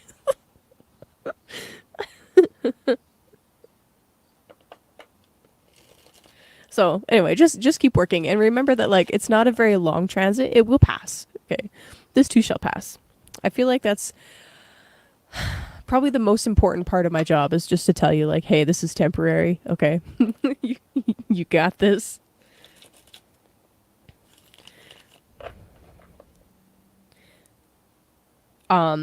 Just don't try to suppress that Martian energy, right? The moment you try to suppress something, that's when things come out sideways and they don't go how you want them to go. So, yeah. Goodness. I can't see the woodpecker, so I can't tell you what kind it is, but I can hear him.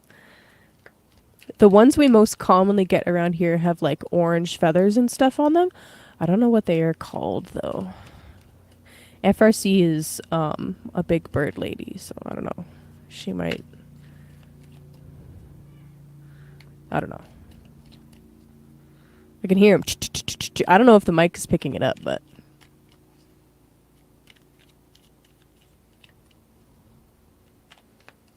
Okay. Sad. Fuck.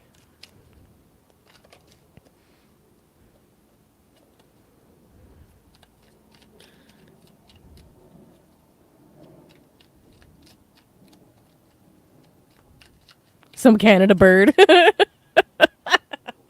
Really? You guys don't get woodpeckers with orange feathers? Okay, never mind. I'll have to look it up. Oh god. Oh, that's a lot. That's a lot. Oh, these are really beautiful cards. Sag. Oh, with the sun underneath. Mm. Mm. Mm. Mm. Mm.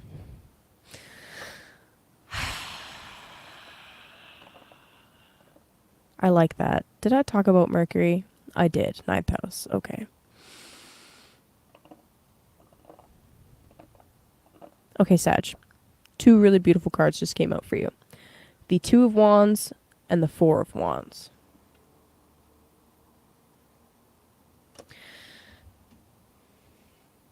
There's something about this really strong Mars transit for you and about Mercury moving into Leo that is likely going to inspire in you a very individualistic approach. A need to go for what you feel is best for yourself. But at the same time, there's this really nice harmonization effect going on. Gosh, these are really solar cards.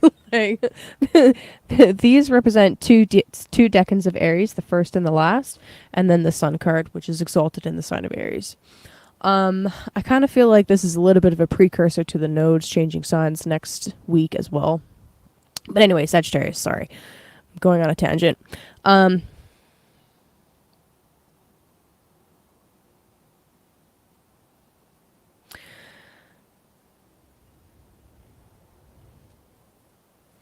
The Two of Wands can sometimes represent a very like forceful separation and a completely independent step forward away from a collective. That first decan of Aries is very like cut and dry. It's in most of the art that we have that represents the decans. That first one is represented like by a fairly violent act, or like an axe or a sword, or like something really not precise at all, but very like choppy. So it's not a refined thing. It's like it doesn't need to be refined in that moment. It just needs to separate, right? But then the four of Wands and the third decan of Aries, there's a Venus aspect there. There's actually a Venus and Jupiter aspect in that last decan. It's very much about harmonizing and bringing people together and inspiring people with your leadership,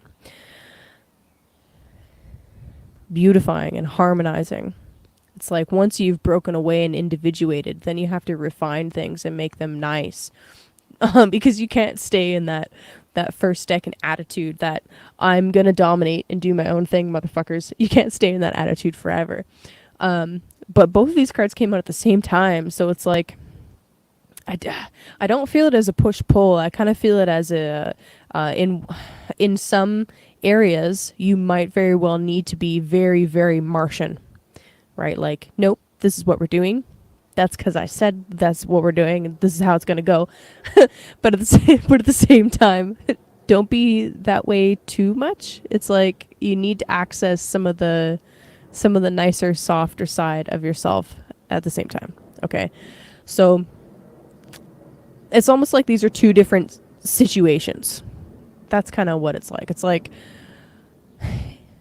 there's likely going to be one scenario, one situation where you're going to need to be very forceful and very like, nope, this is the law, this is what's happening. And then there'll be other scenarios where you can be softer, where you can be less cut and dry, less choppy, okay? And then, of course, with the sun underneath, I love that. With the sun underneath, I'm reminded to remind you, I guess, about the solar Mercury that we're about to experience later today. Um, let's see. Hold on. He's at 29 degrees. The sun's at 18. Is he visible yet? That's 11 degrees.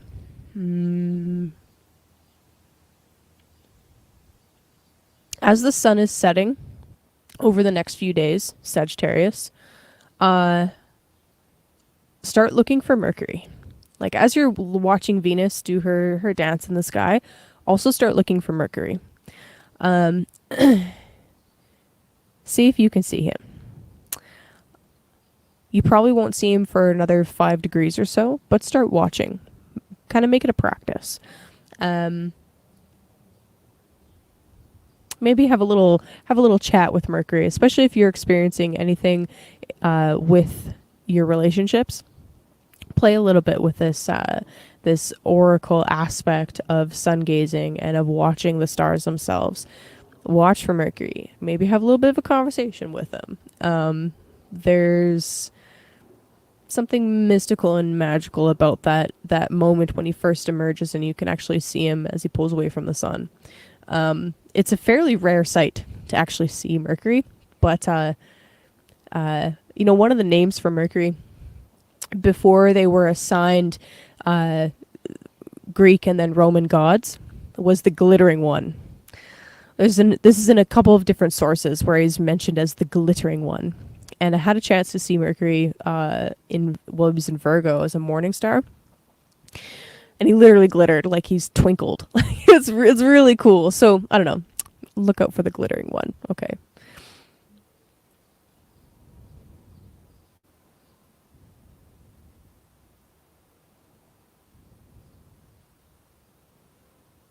Oh, could be flicker.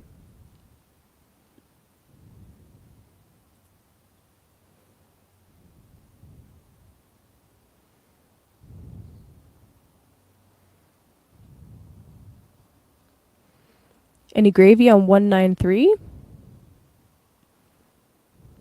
What do you mean 193?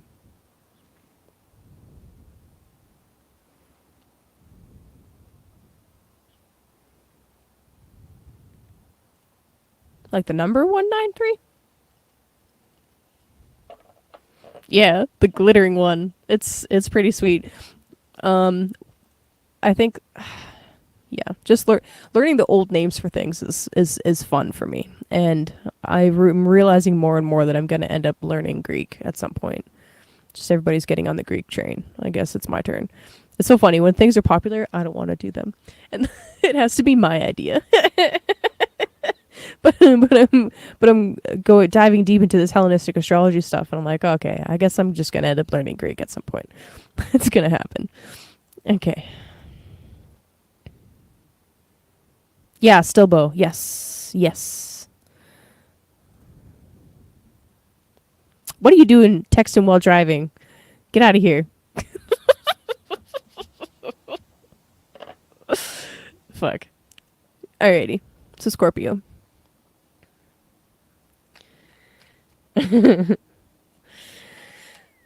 Scorpio. From the traditional perspective, Mars is your ruling planet. Mars just changed signs. I would not be surprised if Scorpio rising noticed a shift in their own energy today. So very early this morning, Mars changed signs. And also being right on top of Regulus, that is definitely an interesting boost of what would I say? Well, Regulus is associated with like royalty and regalness. It's the heart of the freaking line. It's about courage and uh, self mastery over self expression. But anyway, Mars moving into your 11th house. So the 11th house is associated with our long term goals and dreams. It's associated with our wider social network. So Mars moving here. On the one hand, it indicates that you personally are a little bit more focused over the next month and a half or so on developing your social network, on looking at your long-term goals and what kinds of things that you want to accomplish for yourself, what kind of legacy you want to leave behind, what kind of long-term investments you want to make. And it might be, again, very tempting for you to just like push the gas pedal and go really hard into the 11th house areas. But remember, Mars is setting up for an opposition with Saturn in the 5th house. So there's something here about looking at the balance of long-term pleasure versus short-term instant gratification. And just balancing those two out. Do you need to make any kind of sacrifices in either of those areas in order to satisfy the other? What is more worth it? Not even more worth it, but which one is going to take a higher priority for you? You know. So that's, I don't know. That's the essence of that transit. Mercury is just about to move into your 10th house. So Mercury in the 10th house, by the way, upcoming Venus retrograde is going to affect you quite strongly, even if you don't have any planets in Leo, because this is your 10th house. So that I'll be talking about next week, but you can think of Mercury moving in here as a little bit of a precursor, kind of giving us a bit more of a heads up, right? So anyway, Mercury moving into the 10th house. You could consider this to be like...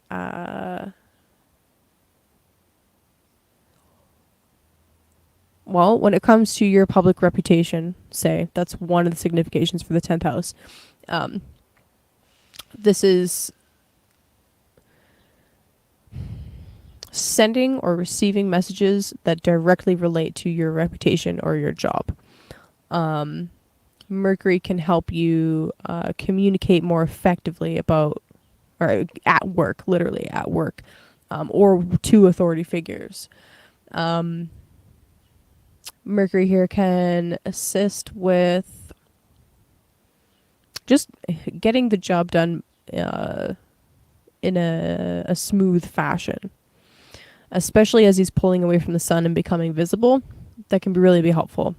Now keep in mind, it's not all going to be smooth sailing because we're about to experience the Venus retrograde, but right now for this week, just enjoy the more solar Mercury, right? So If there's things that you need to get off your chest, say it with your chest, especially at work, okay?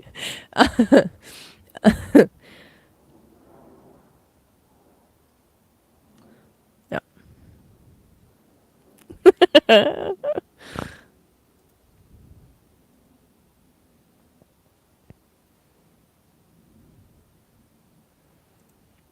But um you're not talking tropical. You're talking sidereal, aren't you?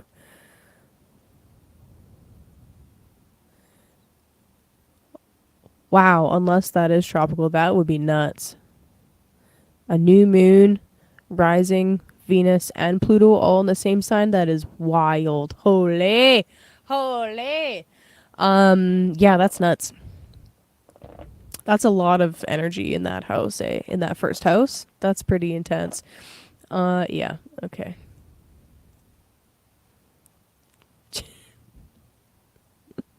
Oh my gosh. Alrighty. Yeah, don't get fired. You won't get fired. What else do I want to say about this? I don't know, Scorpio. I feel like this is a fairly straightforward week. The, these two planets changing. I mean, you will feel the Mars change signs more than the other signs, except for Aries. You and Aries will feel Mars changing signs more intensely, unless you're Virgo rising. But we'll get there. Um, and like I said, for a few of the signs already, Mercury changing signs is a little more subtle. We are going to change your communication style significantly, right? And I said this at the beginning, but just in case you didn't listen to the beginning, while Mercury was in Cancer, we were a lot more conscious of saying things in a way that, you're a little bit more sensitive about how we approach topics. As Mercury's moving into Leo, it's less about sensitivity and more about the truth, right? So that's that. Oh, tropical. Damn, that's intense. Thank you. Thank you for converting for me.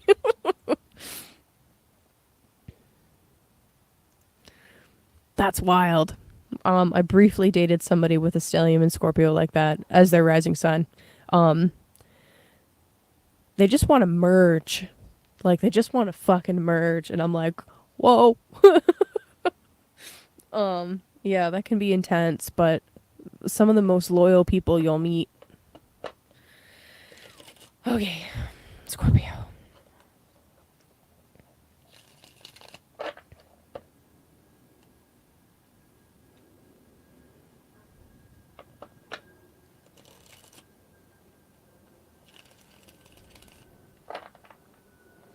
Speaking of merging, how are you guys doing with this Saturn in the fifth house?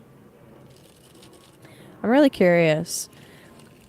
Since the fifth house is like romance and sex and play and creativity, with Saturn transiting through that fifth house, like, it's not that that is guaranteed to put a stop or a hold on those things, but it's like you're going through a maturation process. Um, yeah, girl, get it, get it. Yeah, you're going through a maturation process where it's like those topics, those matters are more serious right now. Those first two things. What do you mean those first two things? The fifth house significations.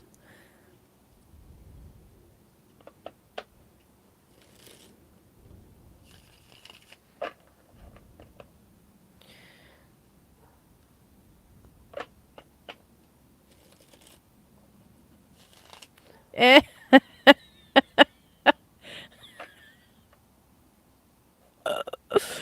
Oh, Stacy. Oh my God. Daddy's watching you play. Fuck. So oh, hello Saturn. There's the devil card.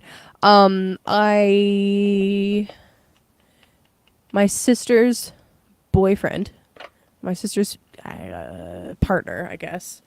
Um, for his Saturn return, had Saturn in the fifth house. They had a baby, and all of a sudden, it was no more fun. He would still play his video games and do his stuff with his friends and whatnot, but all of a sudden, it was like, all right, Time to grow up. That was his Saturn return. So funny. Um, Not funny, but funny at the same time. Anyway.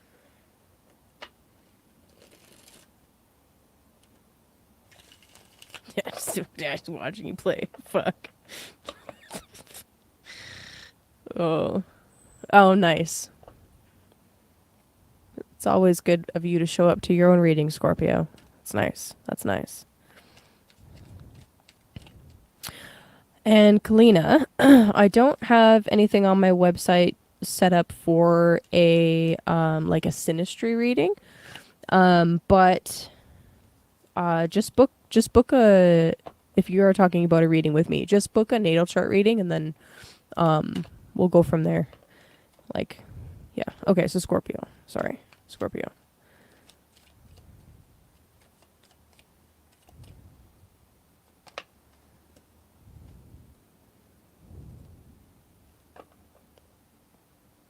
Wow. All right, Scorpio.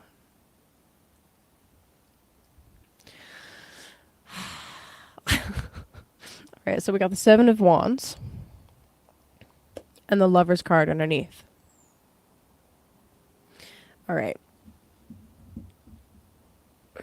So Scorpio.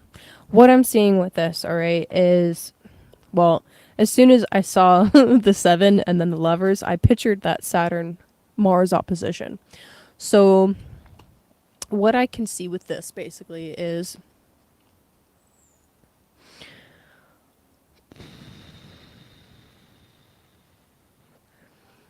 you're in a little bit of a not a battle. I don't think that you should look at this like a battle.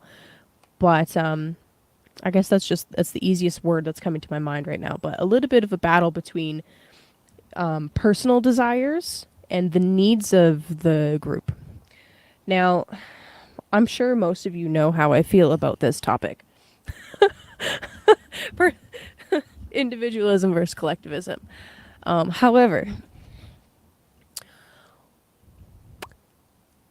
nobody exists completely in isolation, right? Especially Scorpio. You know this, Scorpio. You know this. You're a water sign.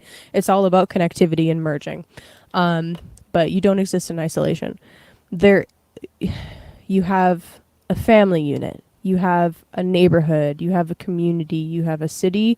You have a county, province, state, territory, country, whatever. You have there's layers to this. Yes, your individual needs are very important, right? However, so are the needs of whatever group that you belong to. As much as I personally resent belonging to groups, you do belong to a group. Okay. So as this opposition is shaping up over the next, week and a half or so, there's likely going to be some kind of resistance and opposition in your life showing up between your own personal desires, 5th house, and the needs or desires of the group, 11th house. There is a balance to be struck here. Try not to be too defensive. Okay, this is kind of the thing about the seven of wands. I mean, on one hand, it's about defending what you have worked really hard to earn, right? So there is an aspect of that. And on the other hand, it can come up sometimes when we're being too walled off or being too defensive about something. So just be mindful about this. Like especially when it's with the Lover's card. Like we're talking about separation and connection and a need to have both in our life. We need to have our own private time, but we also need to have time with others. Other people, especially loved ones, help us to regulate our blood pressure and our nervous system, right? You can do those things on your own, but being in relationship, and that can be with friends, with lovers, with parents, or unless your parents are toxic, obviously, with other individuals that you trust. This this is human nature, right? This is what we need as humans. Okay, we need to be in relationship. We don't exist in a vacuum. Okay, so so there's some interesting themes coming up for you right now about balancing these things out. And yeah, that's kind of just that's what I'm seeing with these cards right now. Is yes, there's some separation, um, but maybe maybe there's some kind of compromise or some kind of middle ground that can be found, right? Um,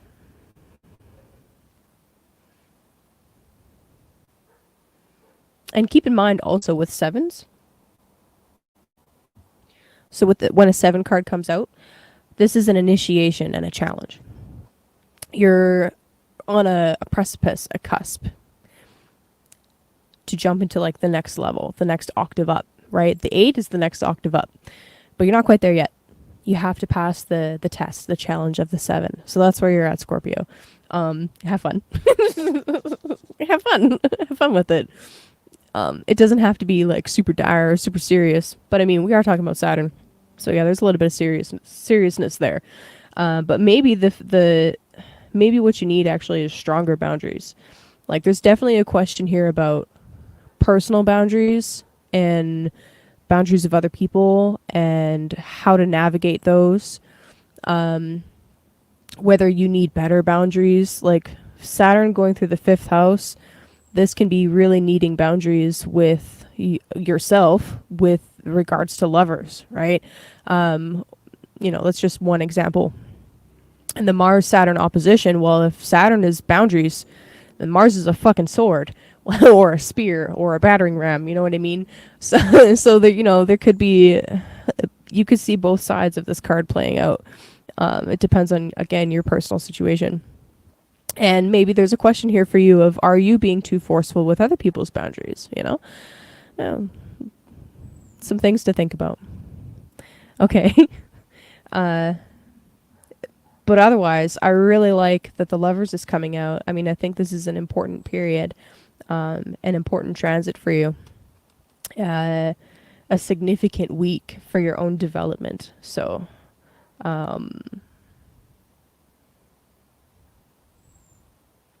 good luck on the test, I guess. Good luck, have fun, and Godspeed. Okay.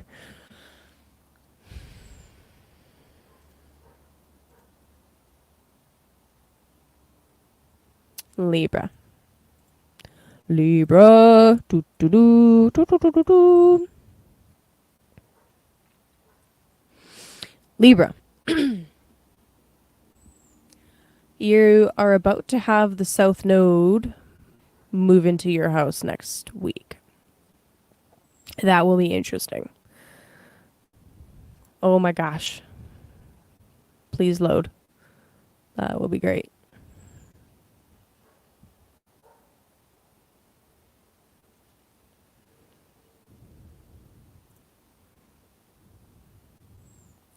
Libra.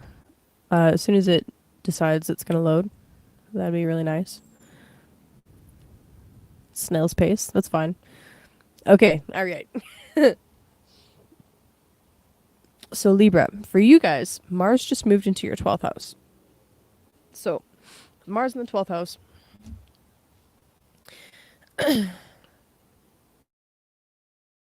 With actually some fairly difficult themes. We're talking about spirituality, which is really nice sometimes, but not always. Anyway, spirituality, the spiritual realm in general, your dream realm.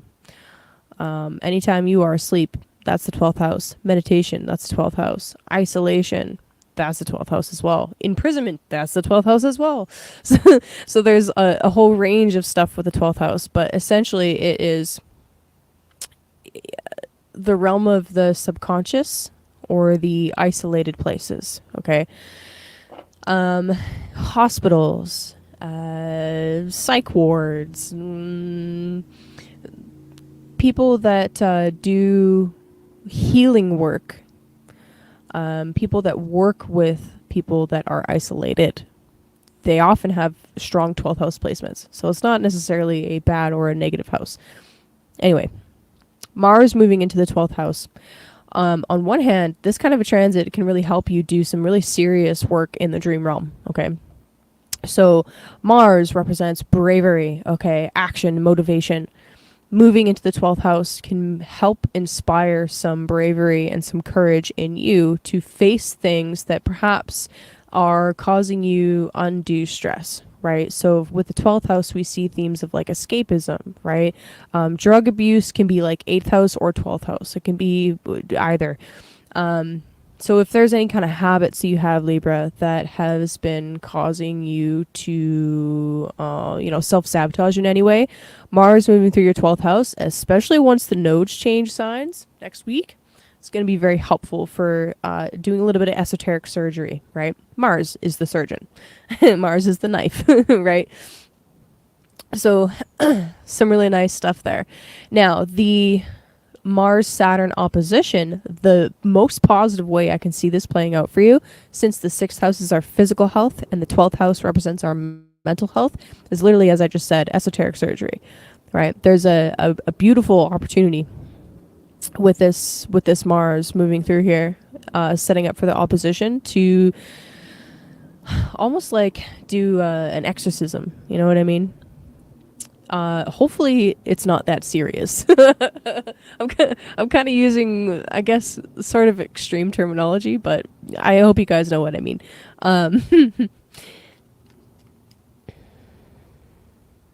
If you have ever, if you have been working on, say, a meditation practice, I'm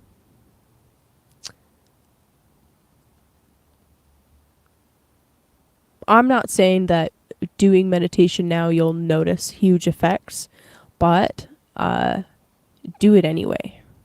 Right? That's kind of the theme of Saturn, especially Saturn opposing a planet like Mars, is like you might not notice the effects. You might not notice any huge changes, but doing it consistently anyway, you will see effects down the road. Or it's like there's major spiritual gains happening when you're not noticing anything in the physical. Okay, so whatever it is that you've been practicing, whether you have like a private, like say a practice of like reading before bed, or a meditation practice, or you're doing some kind of like moving meditation like walking in the woods or qigong, or like literally anything, keep doing it and be disciplined about it, right? That's that Saturn, and it will assist you with kind of exercising out the quote unquote the demons. It's Mars, okay? Yeah. It doesn't have to be that intense, okay? I'm just, I don't know. I'm in an intense mood, so that's what you get. Let's see what else. So Mercury's moving into your 11th house, okay? Oh, really? Your dreams have been insane? That's really interesting. The last week, I'm not Libra, but the last week I've had really vivid dreams. Anyway, they're I would recommend writing them down in the morning. Oftentimes there's themes and stuff that you're working out in your dreams. So yeah, write them down. And it might not make any sense or be logical to you in that moment as you're writing it, but it's fascinating to go back and look over dreams and what you've written about them and to see some of the themes playing out. But yeah, that's a practice, Libra, that I would absolutely recommend is keep on top of some kind of dream journal, because Mars moving through there can make your dreams more active, number one, but also help you do really necessary dream work. Like if you ever want to hear about somebody doing really intense work in their dreams, listen to Lindsay. Oh, what's her last name? Rogueways. Lindsay from Rogueways. She's got some crazy stories about the things happening in dreams that were like, it didn't seem like it was real, and then it didn't seem like it was real, period, but it was. Okay. All right. Mercury. So Mercury just moved into your 11th house. So this is nice. You may have noticed an interesting thing happen with your career when the Kazemi happened. But now that Mercury is moving out of the 10th and moving into the 11th house, this is really just a really nice opportunity for you to connect with friends, okay? Especially friends that might be a little bit further away or not necessarily in your direct neighborhood. It's just really a beautiful time to do exactly that. Heads up, next week Venus turns retrograde and will be going retrograde through this house. That will be next week's topic, so I'm not going to spend any time talking about that, but kind of just keep that in the back of your mind. If you're noticing changes occur with maybe some of your long-term goals, some of your dreams or your wishes, if things are just changing and shifting, or some of your friend network is kind of changing and shifting, that's probably why your chart ruler is about to go through, her underworld journey. So keep that in mind and don't panic. You got this. You got this. And I would be curious to hear about some of these dreams. I love that stuff. I'm no good at interpreting them, but I like hearing about it. Okay. It's Libra. Libra, what do we got for you?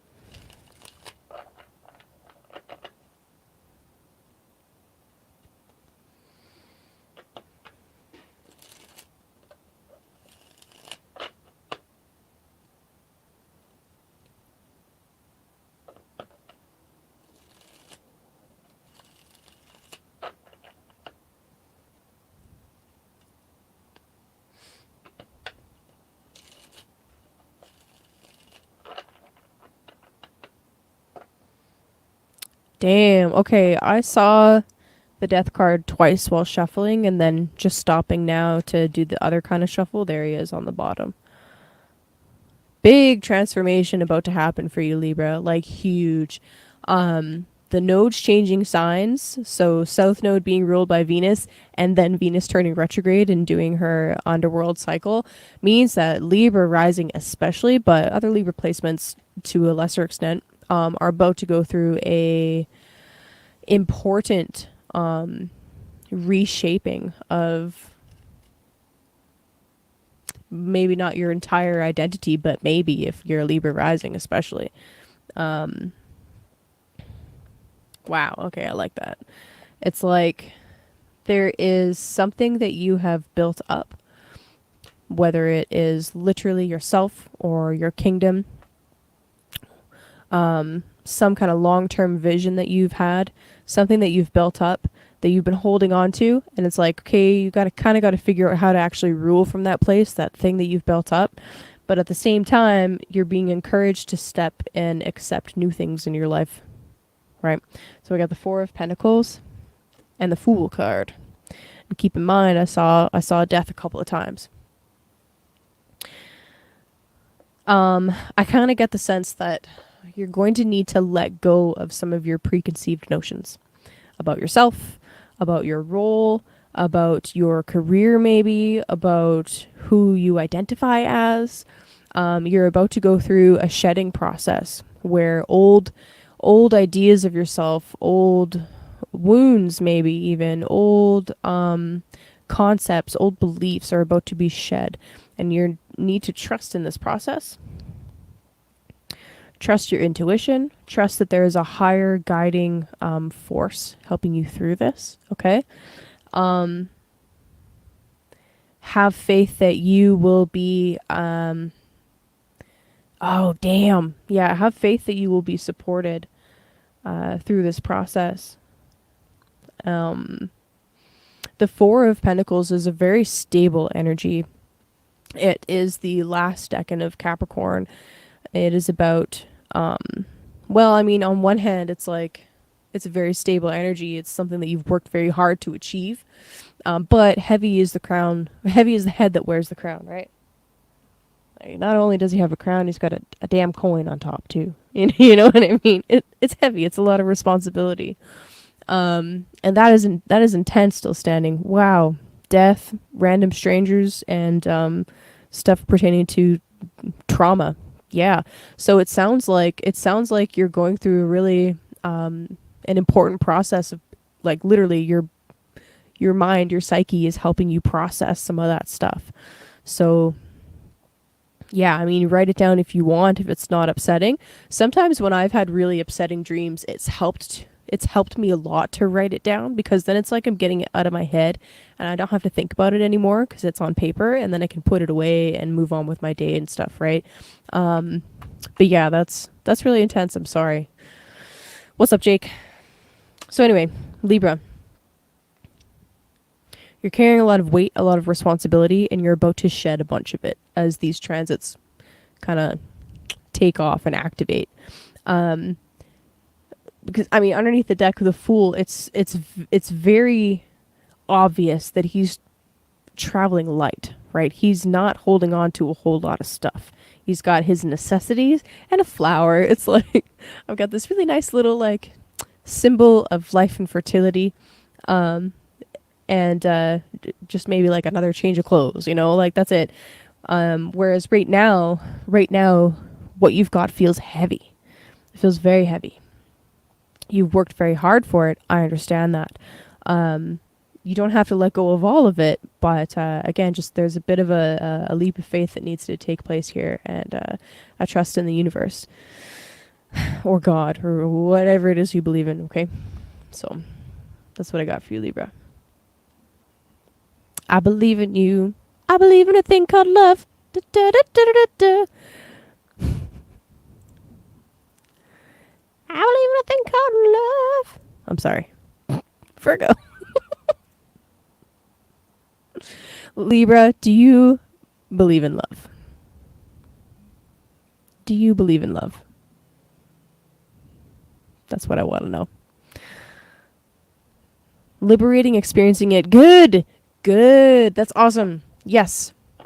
Yes. Um hell yeah. Sometimes especially for women, okay. Oh, that local Jake, that is a different song. Um yeah, dude. Okay, so sometimes but especially for women, if you struggle with anger and with expressing it in a healthy way, experiencing it in the dream realm and just admitting it out loud can be so liberating. I'm glad that you used that word because it's like you have to express that anger, okay, in some way. And it coming out in your dreams in that way is one way that your psyche is helping you process it and get it out in a healthy way. So I'm glad that you had that experience. That sounds really awesome, actually. I mean, probably not awesome in the moment, but still. Oh, there's a squirrel. What's up? What's up, buddy? Okay, it's a Virgo.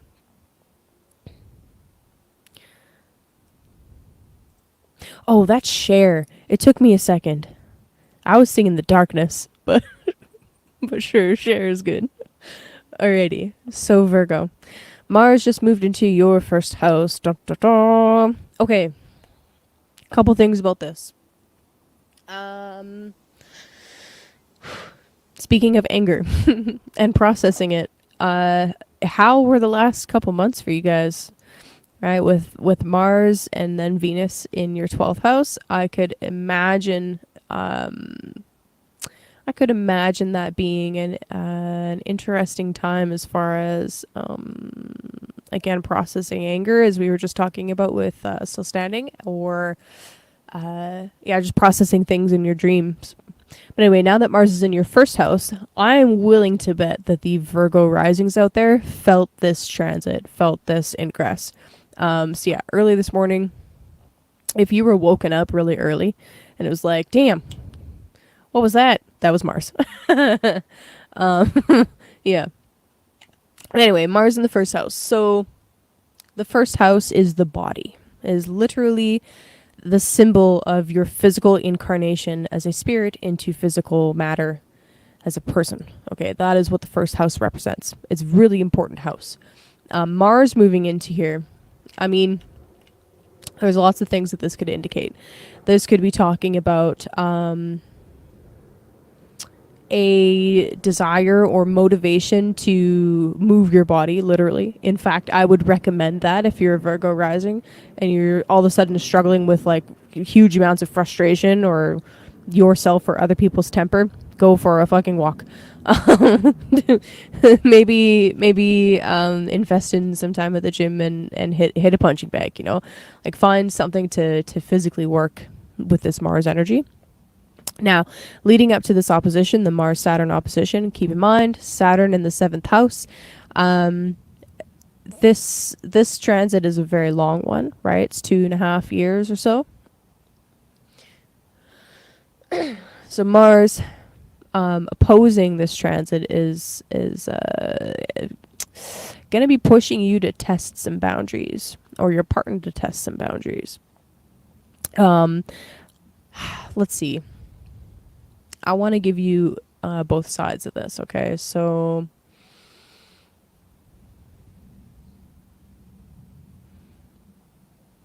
similar to what I said with Pisces rising, so it's okay if you didn't listen to Pisces rising. I'm going to say it again.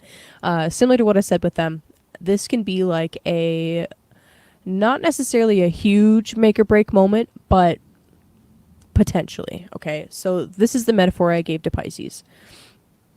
When you have a piece of metal, okay, depending on the chemical contents of the metal, right, the molecular contents of that metal has this really cool thing where you can bend it or cut it, and you can potentially still fix it. Like most metal, you can bend it and then bend it back if it's not too brittle, okay? Or if it breaks or it's cut, most metals you can fuse again, right? Whether it's through welding or soldering or whatever, or remelting it down and reforging it entirely, right? There's lots you can do with metal. If it is too brittle, if the carbon content is too high, it will snap and it won't bend back, right? Or if you bend it over and over and over again, right? If it's a kind of metal where you can bend it once and then bend it back and no big deal, you can't do that an unlimited number of times. It will eventually break. It's called metal fatigue, where it'll bend and snap and it's done.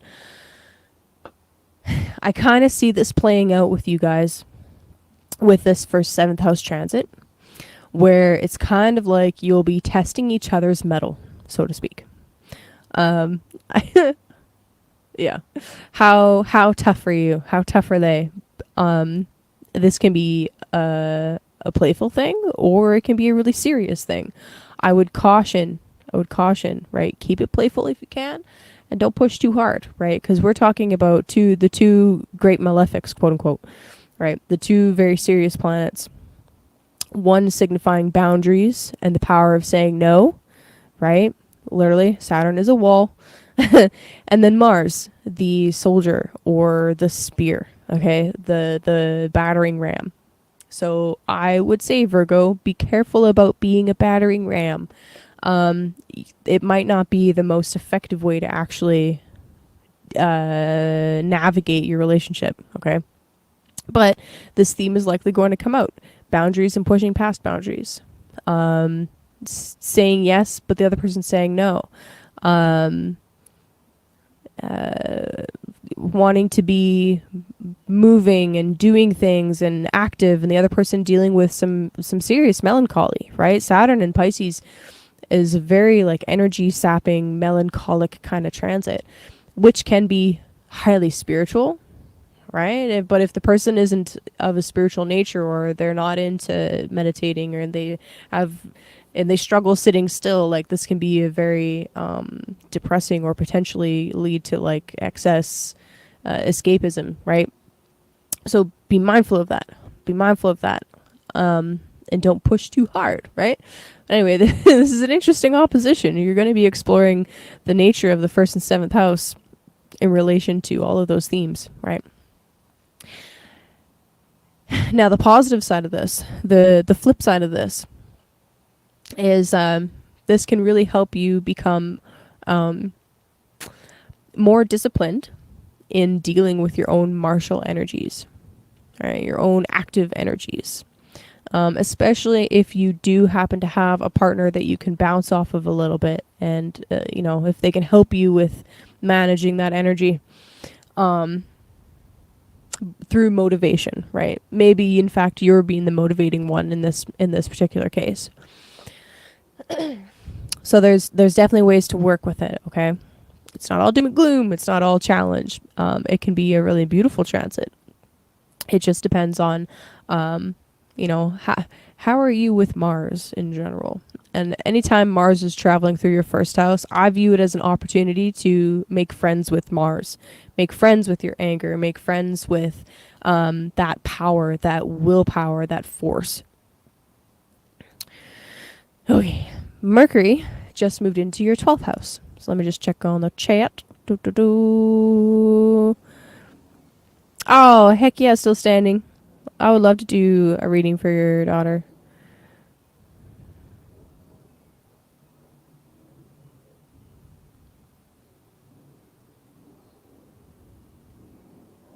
Anyway, okay. So Mercury in the 12th house. This is a very subtle transit, except this is your chart ruler. So if you're a Virgo rising, especially, this is your chart ruler moving into the 12th, meaning that you are, it's almost like when your chart ruler's in the 12th, it's kind of like you are being encouraged to dive into the dream realm. You're being encouraged to meditate. It's okay if you feel like you want to spend a little bit more time by yourself, alone. Like, that's not a bad thing. Yeah, so honor that energy as it's coming up, right? Honor those 12th house themes. It can also really just help, like, if there's something where, let's say, how do I want to say this?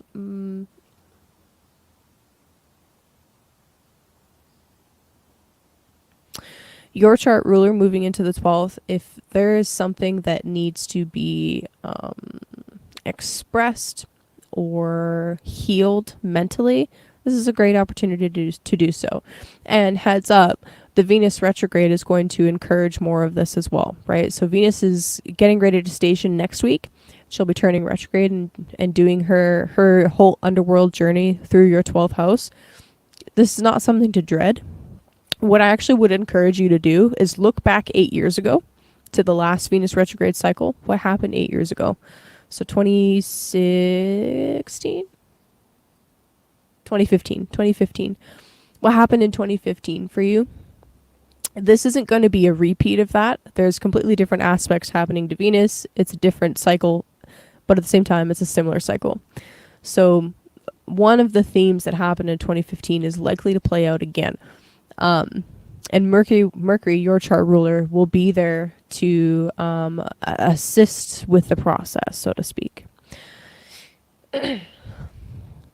So again, just a quick recap. The 12th house has to do with spirituality, with isolation, with your mental health, your spiritual health, all of those things.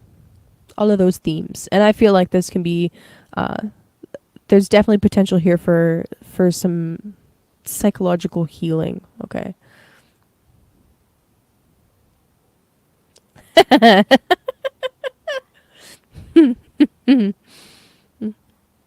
Yep. You guys are cute.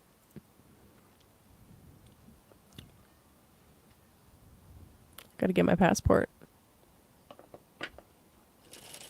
Actually, I want to do some winter visits. Okay, Virgo. What do we got for cards for you?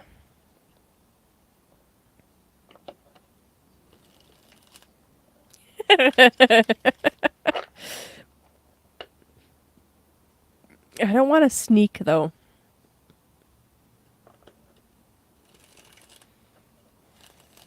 Because if I get caught, I'll get in big trouble. And I don't want to do that.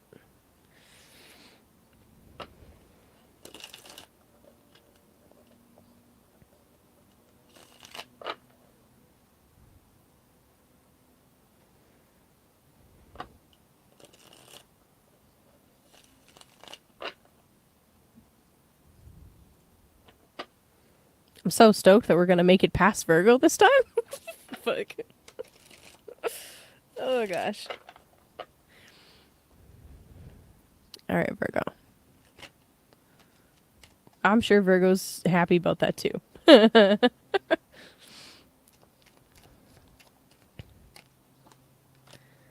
Three of Pentacles with the Queen of Pentacles. Okay.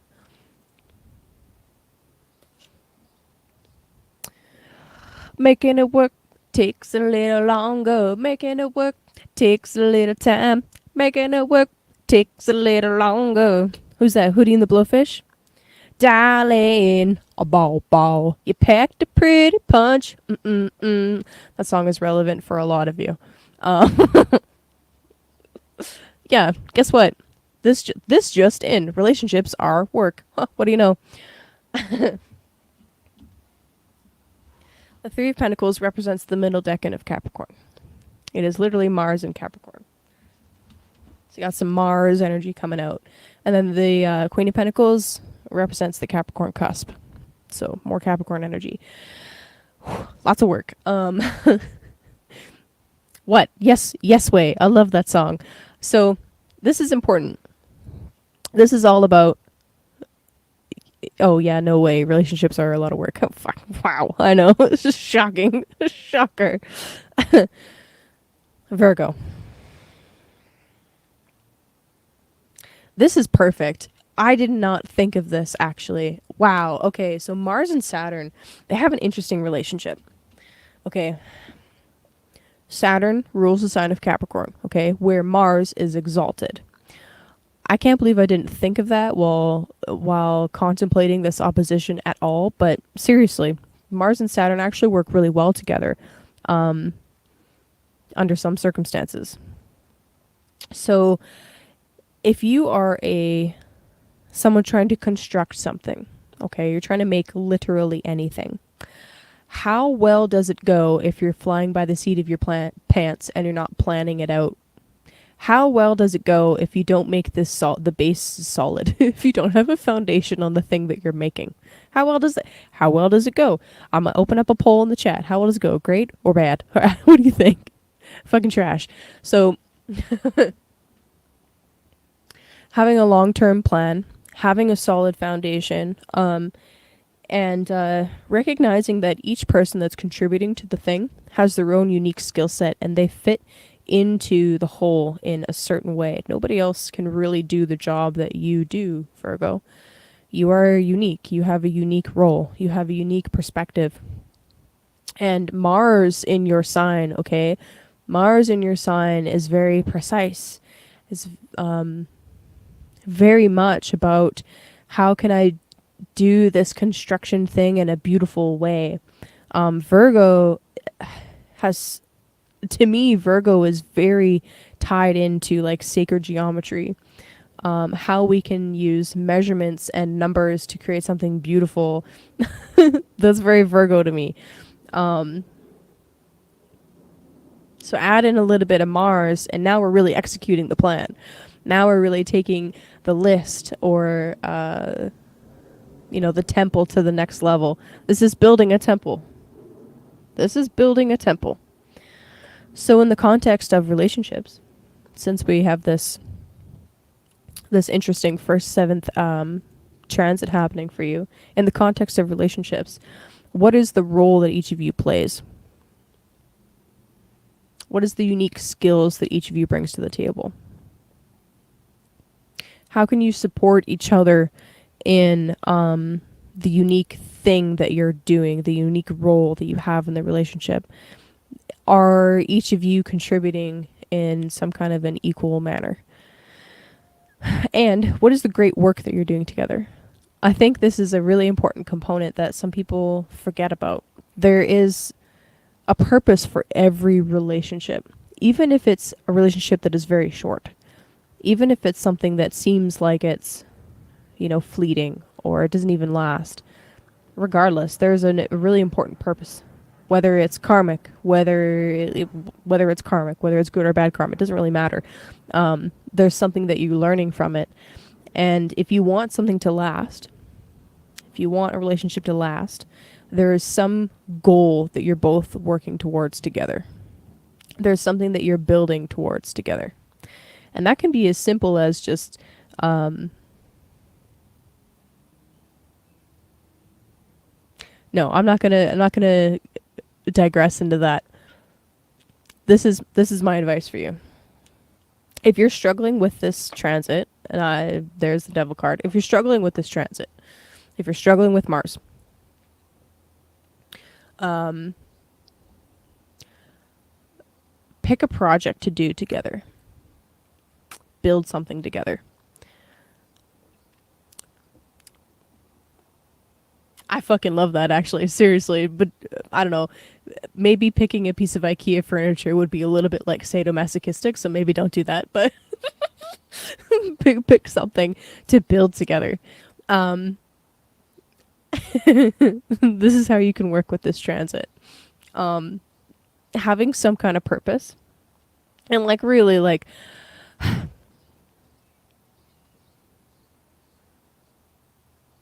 to me, the Three of Pentacles is talking about a deeper purpose than just a piece of furniture. But you can start with a piece of furniture. Um, Build literally anything together. And if you can do it without fighting, great. If there's a little bit of fighting, maybe the fighting needed to happen anyway, you know.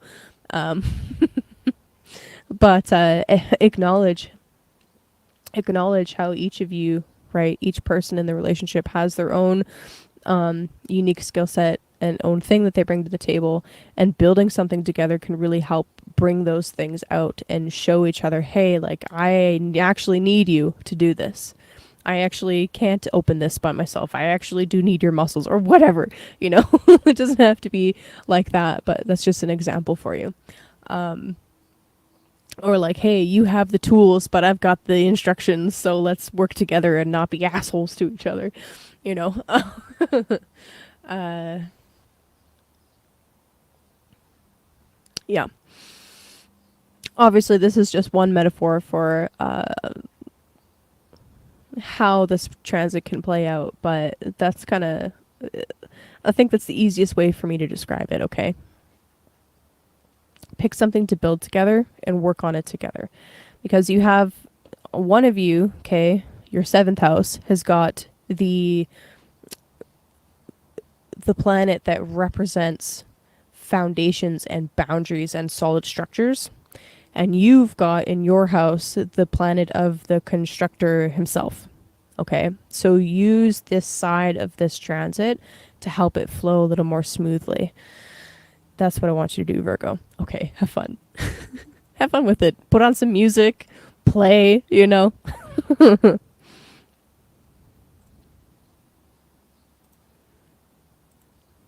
Leo.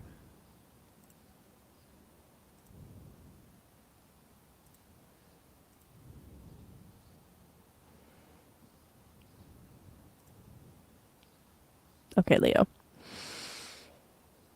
Leo. So Mars just moved into your second house. Doo, doo, doo, doo. So the thing about Mars in the second house, so second house represents our finances, okay? It represents our values. Values and valuables, my first teacher liked to say. Shout out to Gemini Brett. Love you. Okay, so values and valuables. Mars in the second house. So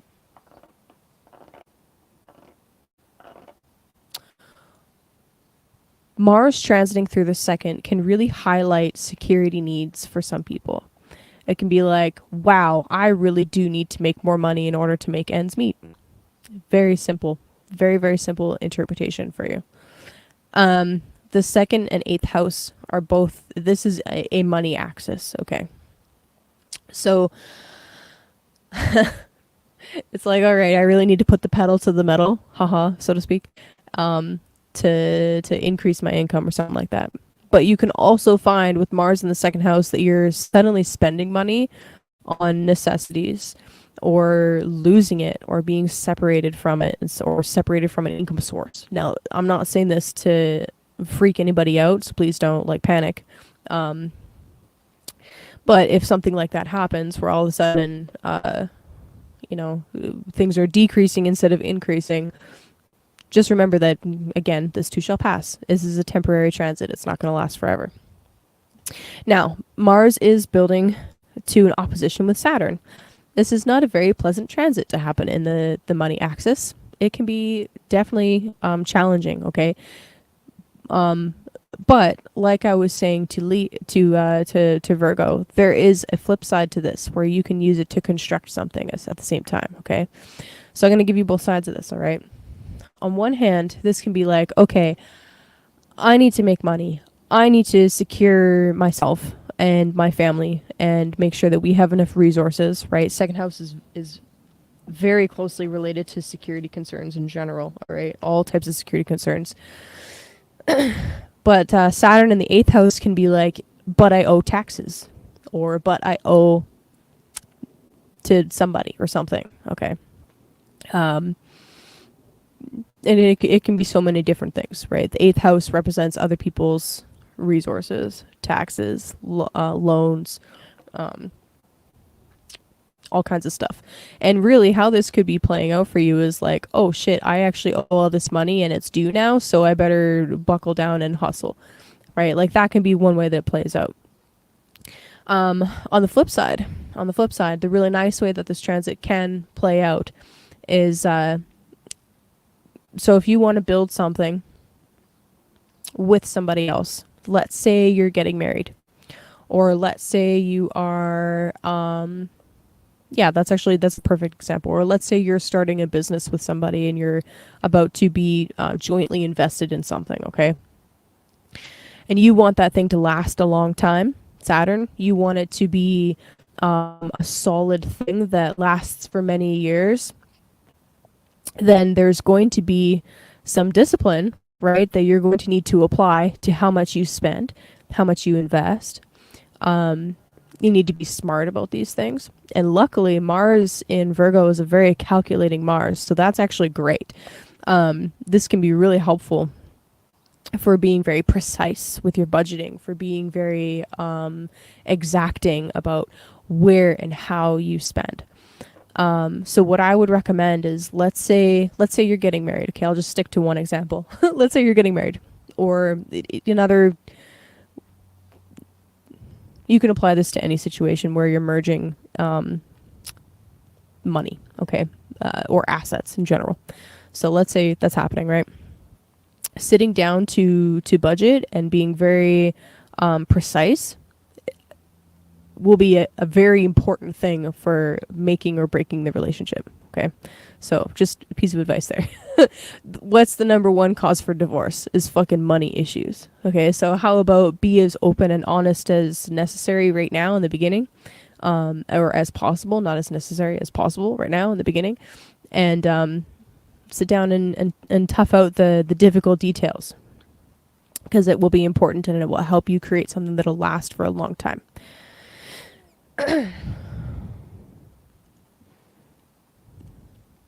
So Mercury just moved into your first house. That's awesome.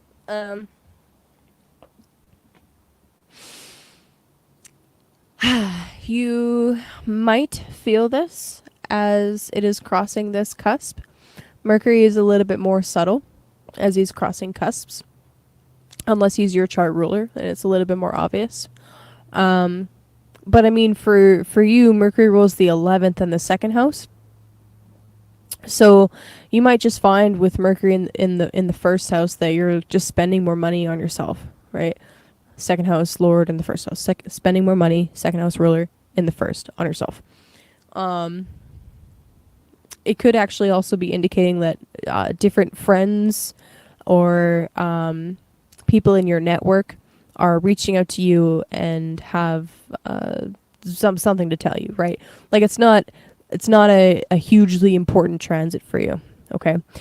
Now, keep in mind, next week, as Venus turns retrograde, there is going to be a pretty important overhaul of yourself, your body, your personality that will be going down over the next couple of months. But for now, I just enjoy the summer, enjoy the summer. Yeah. Da, da, da.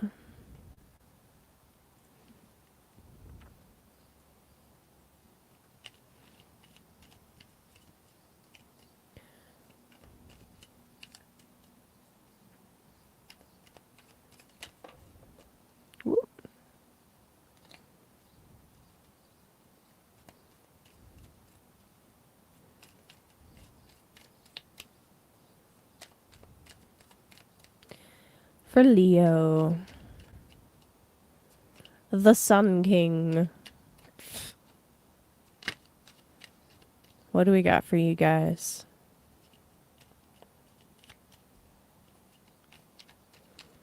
Leo, why are you being quiet? What's going on? Talk to us. Yeah. Oh, wow. Oh my gosh. That's hilarious. Thanks for coming out. Wow. All right. Okay. The sun. Wow. Gosh. I wasn't expecting that. So wait, that's the second or third time the sun's been pulled? Damn. I don't know how many of you here watched Peace Dealer, but anytime he's doing a public reading and he pulls the sun card, almost every single time he plays the what is it? The Wheel of Fortune theme song. Da da da da. Ba ba ba da. Ba ba ba da ba da ba da ba ba ba. Yeah. It pops into my head now every time I pull the sun card because that's just, yeah. Okay, Leo. You motherfuckers. Stealing the spotlight again, as per usual.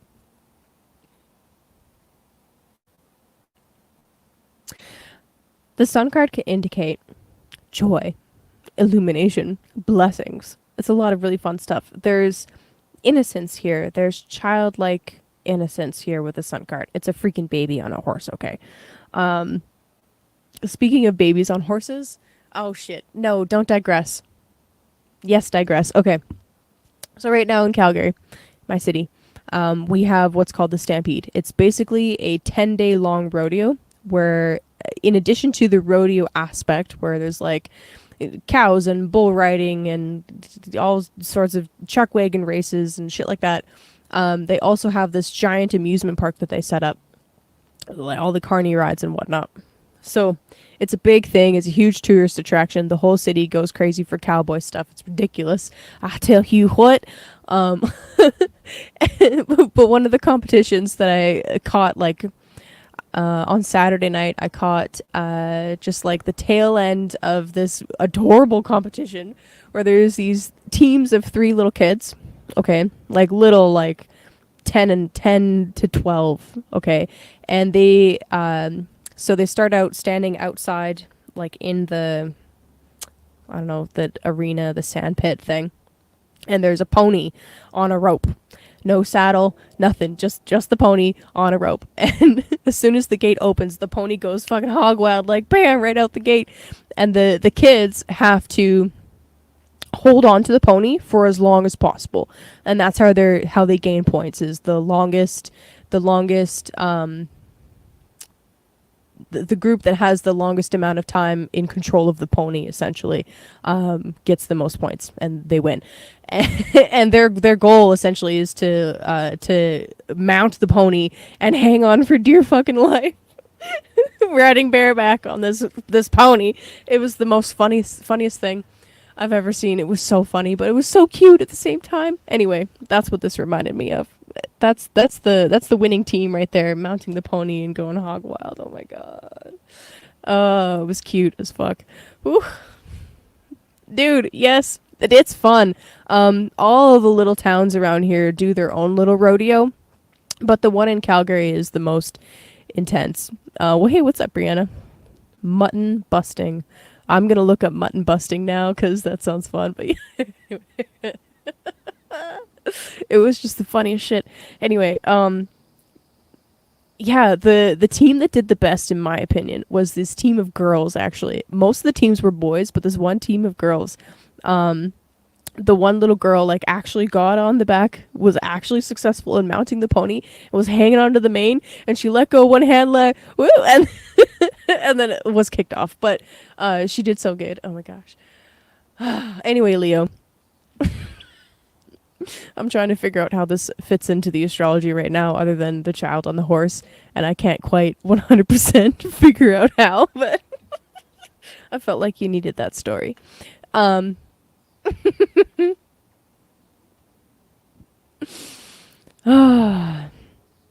don't know. There's there's something about this card that screams victory to me. And this childlike joy and self-expression and exuberance that comes with just being the Leo. The Leo, you know, so I said that? The Leo. Um, is beautiful. And as Mercury's moving into your sign, I think that, uh, I mean, so right now the sun is in your 12th house, right? It's in Cancer. So there's a little bit of a muted expression with Leo right now. A little bit more sensitive, a little bit softer, a little bit more intuitive, a little bit more sensitive. Sun has to use Moon's tools while Sun is in Cancer. So while you're going through this 12th house transit, it's like, how can you still express yourself even though some of your energy is kind of being sapped away and is kind of like, I don't know, I kind of view it as like, um, you're distracted, like the source of your energy is over here where you can't quite see it. But Mercury's dipping into your first house, so it's like, oh yeah, that's right. I am the shit. Yeah, I can let go of one hand while I'm riding this goddamn pony, and that's right. I do deserve the win. Like, I don't know, like that's the energy this is giving off right now. I love that. With the Queen of Pentacles coming out on the bottom, I'm just reminded about the 7th, 8th axis stuff that you've got going on with the Mars Saturn opposition. Again, it's just like, be prudent with your finances. Plan accordingly. And I think it's starting to rain. What did I say earlier? I thought it was going to rain. Here it is. Okay, that's cool. Let me know if it gets too loud, okay? Because I'm gonna keep going. I'm undercover, so I'm not gonna get rained on. Um,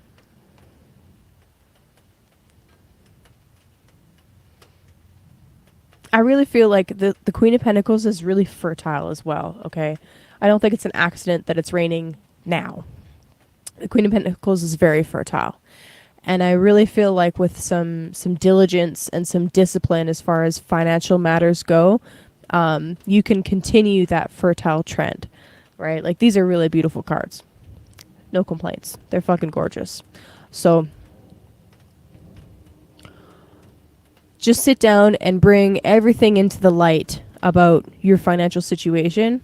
Everything that you owe, everything that you think you might owe, all of that stuff. Bring it into the light.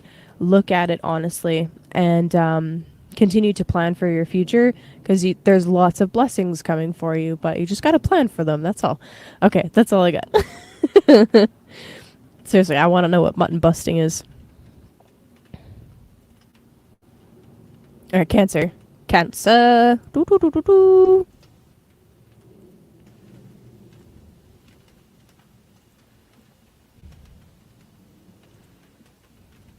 Oh, the rain is so nice. Oh, thank God. It's so humid. Speaking of rain, I need to hydrate. Just give me a second while this circle is doing its circle thing.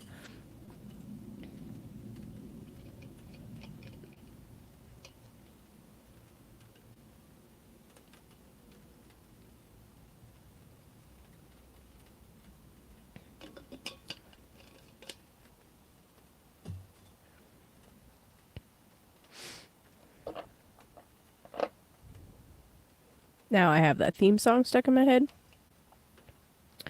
Ba, ba, ba, ba.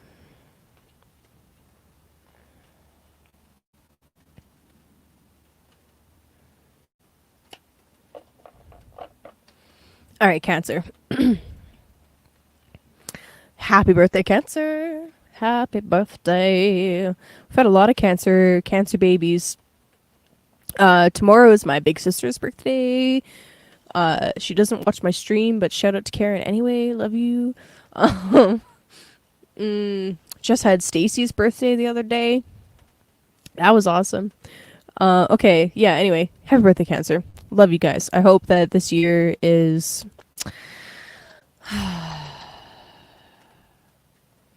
refreshing and soothing for you. Okay. So, for you guys, Mars just moved into your third house.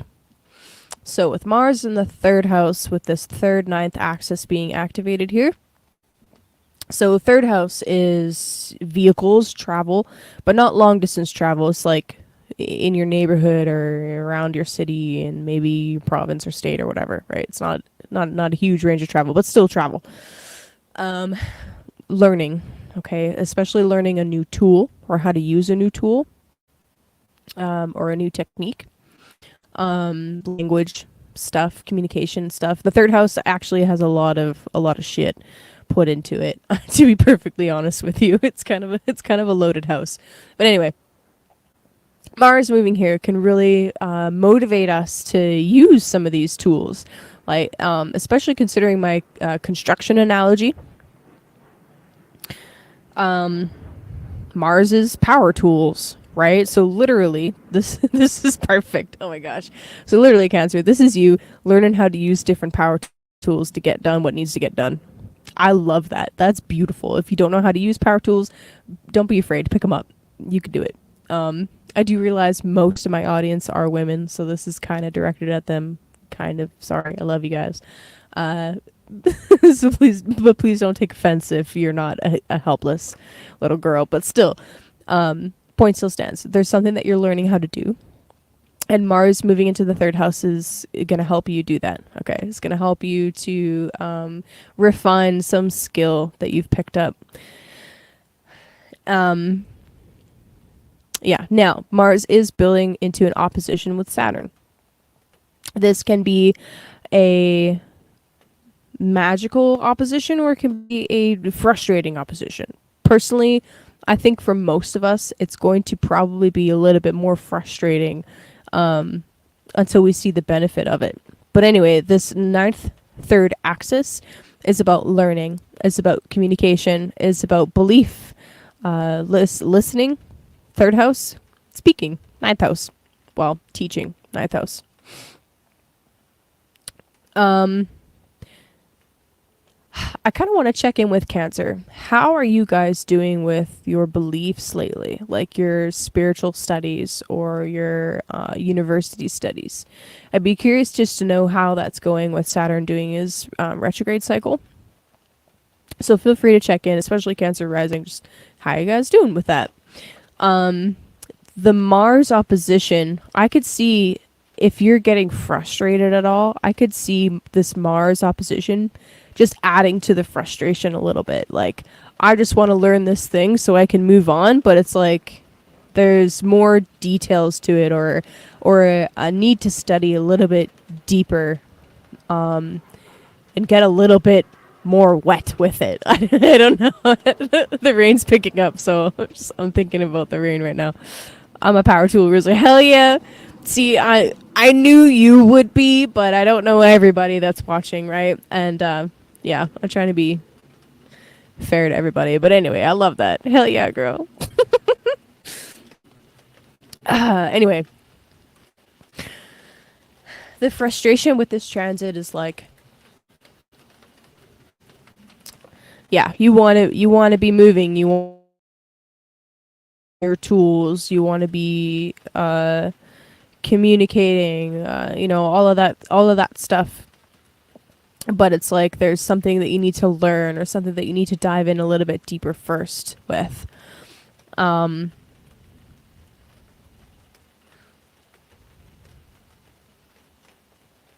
Yeah, that's basically it. That's basically how I'm saying this. It's just like you're being asked to deepen your studies a bit. And Mars in the third house can help you do that by motivating you to work a little bit harder, So overall, I feel like that's probably more likely to play out in a positive way for Cancer. Yeah. All right. So Mercury just moved out of your first house into your second house. So Mercury in the second house for you, Cancer. Again, this is a little bit more of a subtle transit. This is not your chart ruler that we're talking about.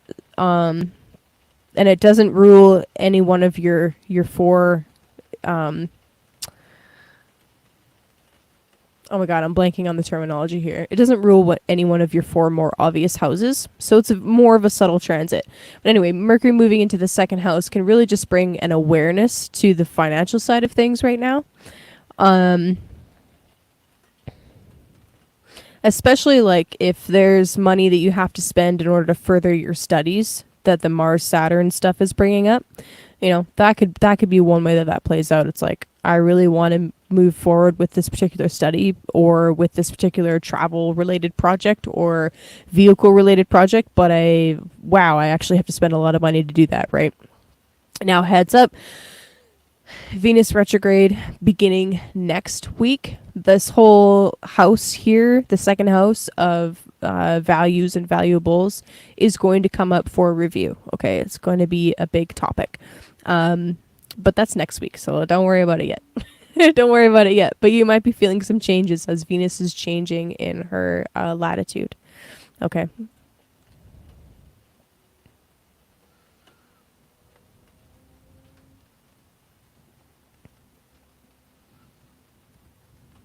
Oh, yeah, dude. That's an interesting perspective. Feeling resistance to learning a few of the things I need to with the RV.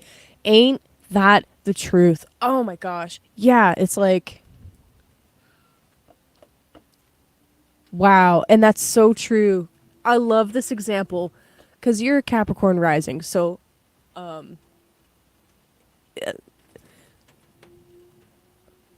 oh, there's a bird that just hopped onto the roof. He's hopping around. Oh, that's cute. Get out of here. You're distracting. Okay, so as a Cap rising, it's the same houses. It's just in opposite ways, right? So you would have Saturn in the third and Mars in the ninth. So that's really interesting because it's like, okay, great example. You have a vehicle that you're turning into a place that you can live and travel in, right? So very third house things. But you need to learn how to take care of some of the basic mechanical sides of that, right? If it breaks down on the road and you don't have anyone there to help you fix it, you're going to need to know how to change a tire, right? You're going to need to know how to change your oil, right? You're going to need to know how to troubleshoot some basic things. That's perfect. Right, you might need to learn just a little bit about electrical. So if something goes haywire, so to speak, you can at least diagnose some of the problem enough to be able to take it to somebody to get it fixed or whatever. Or if you can't, fix it yourself. So that's a really fantastic example, Stacey, actually. And yeah, that resistance, what I would say is kind of like water and electrical, exactly. Yeah, dude. Yeah, so like some of the plumbing stuff, that's exactly why is my damn fridge shutting off? Fuck. Yeah, dude. So what I would say is feel into that resistance. Where is the resistance coming from? Like, is there a belief there? Since we're talking about the ninth house, third and ninth house axis, is there a belief there that is something along the lines of I shouldn't have to, or I don't know. Dive into that. Like, why is there resistance there? But be gentle with yourself while you're figuring that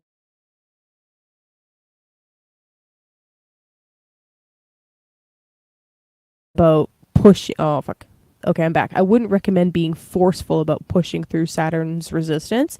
Resistance is there for a reason, and there's probably something from earlier in life that is lending itself to that resistance. So be gentle with yourself while you're figuring it out. But sit with it a little bit. You know, sit with it a little bit and evaluate where that resistance is coming from. And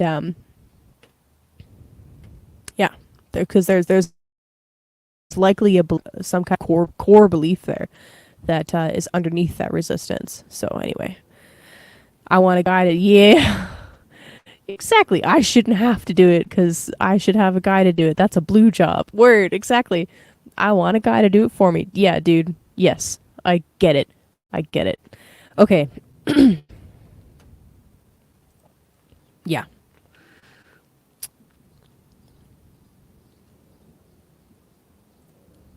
Oh, I didn't pull cards for Cancer. Oh, goodness.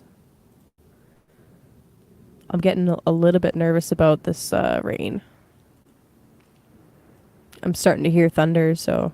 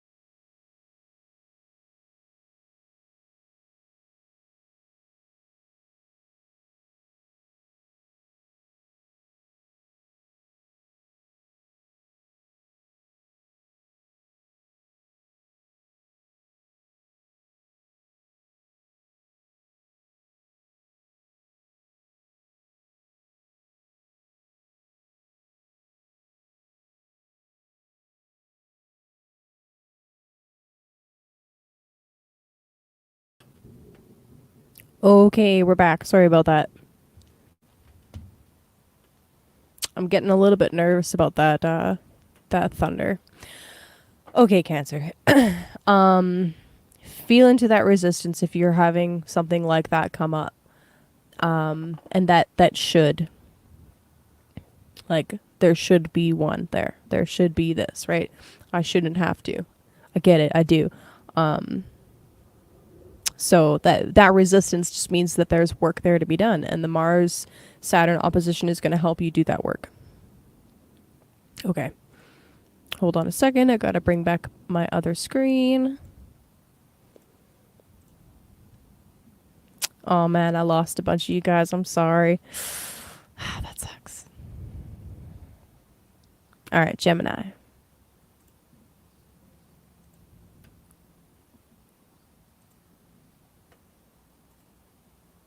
No, it's not going to work. Oh, there we go.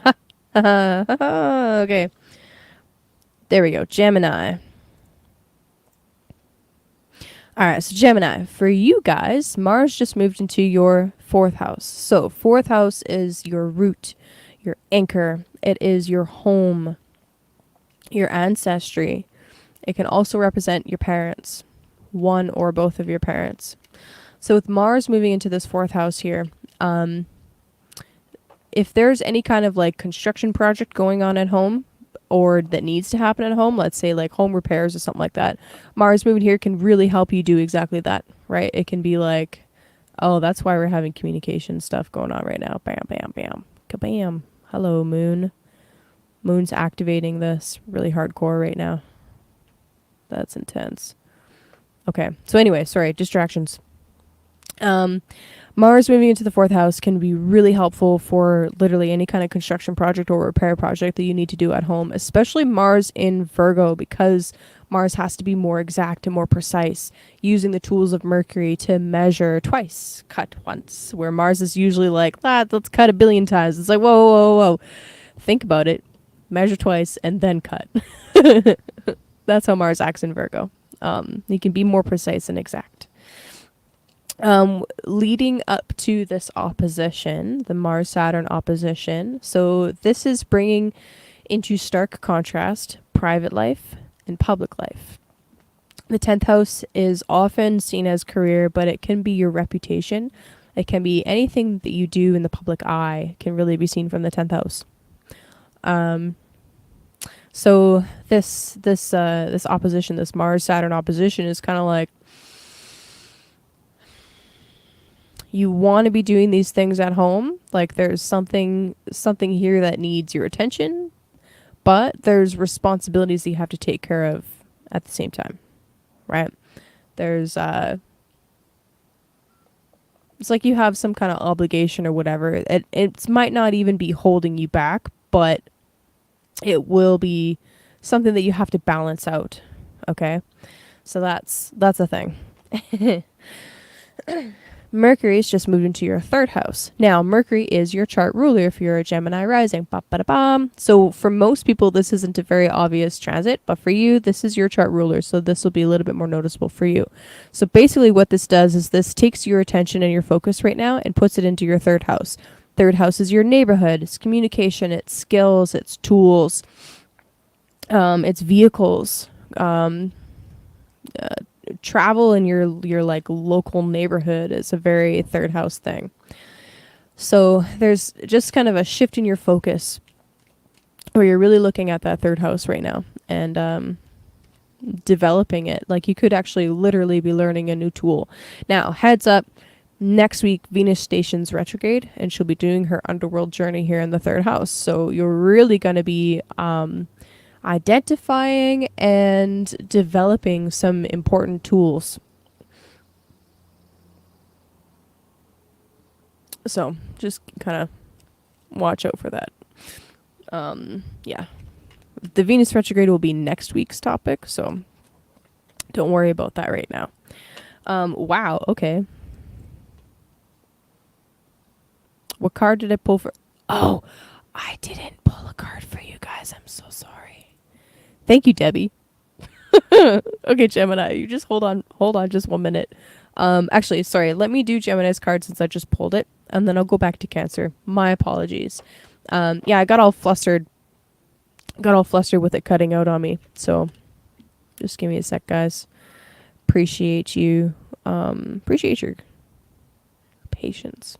Okay, so for Gemini, you got the Ace of Pentacles with the Queen of Cups underneath.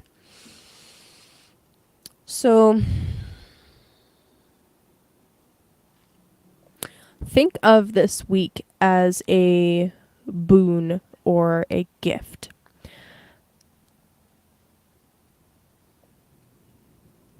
I actually could see it like you might have even received something or got something in private that you're just now talking about and announcing. You know what I mean? That's kind of what I'm feeling with that. Queen of Cups with the Ace of Pentacles, huh?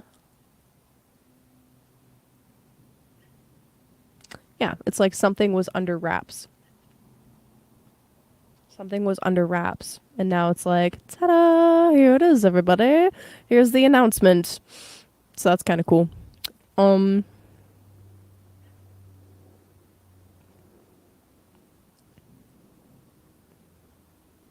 This is a fertile kind of energy. I could see this also talking about the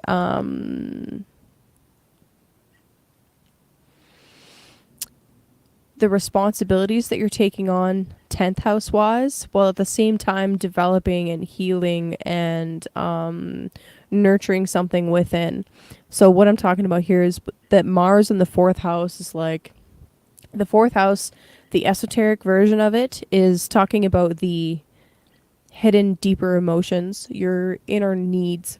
Mars moving through here can really just be like bringing serious attention and helping drive desire towards meeting those inner needs.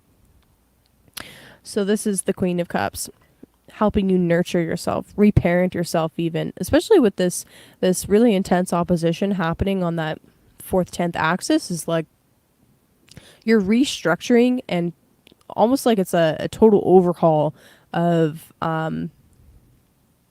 your own inner relationship with your internal parents. Like, how do you parent yourself? You know what I mean?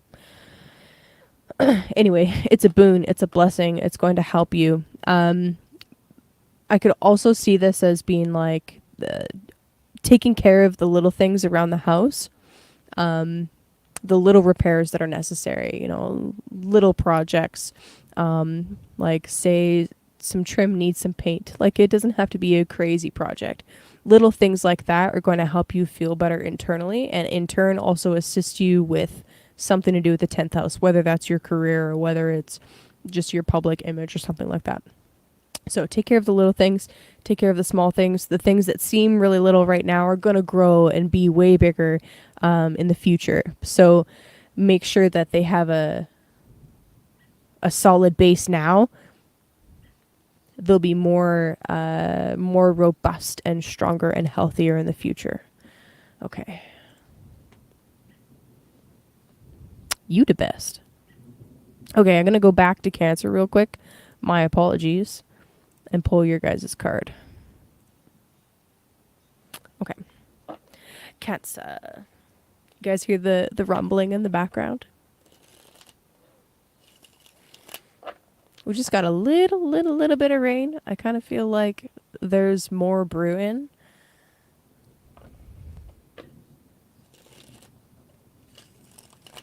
Certainly feels like it. Like that was a little bit of relief, but now it's more humid. Like I don't know how that works.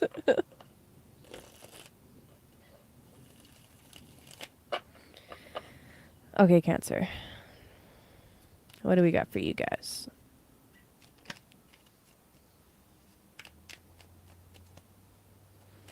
I'm glad my internet has been a lot better this time. Still not perfect, but better. The 9 of Pentacles and the Ace of Cups. Yo. Beautiful. Beautiful.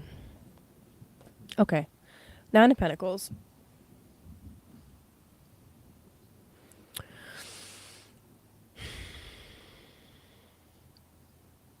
So you know how I was talking about with Stacy, her perfect example of here's a thing that I need to learn that I don't really want to learn because I feel like I should have somebody else here to do it, and that whole thing. Well, the 9 of Pentacles is a card of like independent wealth. This is Venus in Virgo. This is very much someone that has cultivated some very specific skill sets. She has reached this point of independence and freedom because she's put in some really serious work. I love the 9 of Pentacles. Look at her face, man. She's gazing at that bird. I don't think she looks stressed at all because she's figured out some really serious secrets. Okay.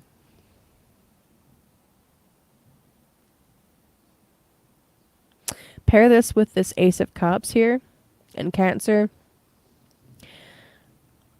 What you're doing for yourself right now is going to help you so much more in the future.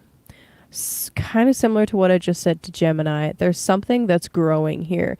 But there's something that's growing here. But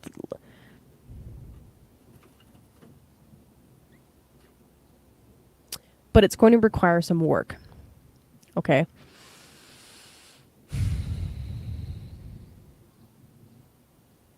I'm watching this robin like hop around, look for worms and stuff, and he keeps like landing on the roof and then like running away again. But I'm reminded about how when you're trying to build literally anything, it takes consistent effort, and at the end of it, you're going to be so fucking proud about all of the effort that you put into it, right? The more work that you do now, the more it's going to pay off later. And the 9 of Pentacles is promised that it's going to pay off. Possibly for some of you, literally. So that's kind of cool. With the Ace of Cups here as well, this is promising some kind of like spiritual and emotional renewal. And wow, underneath the Ace of Cups is the Prince of Cups. So yeah. Here's the thing. Let's go back to Stacy's example real quick here. that thought process and that belief of I shouldn't have to do it because there should be somebody else here to do it, and I want a man to do it for me or whatever. The more you can do for yourself that you want someone else to do, the easier it is going to be to find somebody that will do those things for you. It feels counterintuitive, but it's true. Like, You need to be able to love yourself before anybody else can love you. You need to be able to take care of yourself and practice good self-care in order to attract someone that does the same thing for themselves, right? That's kind of what I'm picking up with this. Um, Otherwise, I just see this as like a really beautiful combination for fantastic self love. Like literally, Ace of Cups, Nine of Pentacles, perfect. This is a great week to take care of the beautiful things in your life, to especially the physical things that you find beautiful, to continue to beautify your environment. Um, but also leading up to that Mars Saturn opposition, do the things that are hard as well as the things that are easy and soft and nice and pretty. Because again, it's going to pay off. So that's what I got for you, Cancer. I know you can. I know you can. Yeah, there you go. Get a pedicure. Get a pedicure and then learn how to do plumbing. You know what I mean? You can do both. You can do both. Okay, Taurus.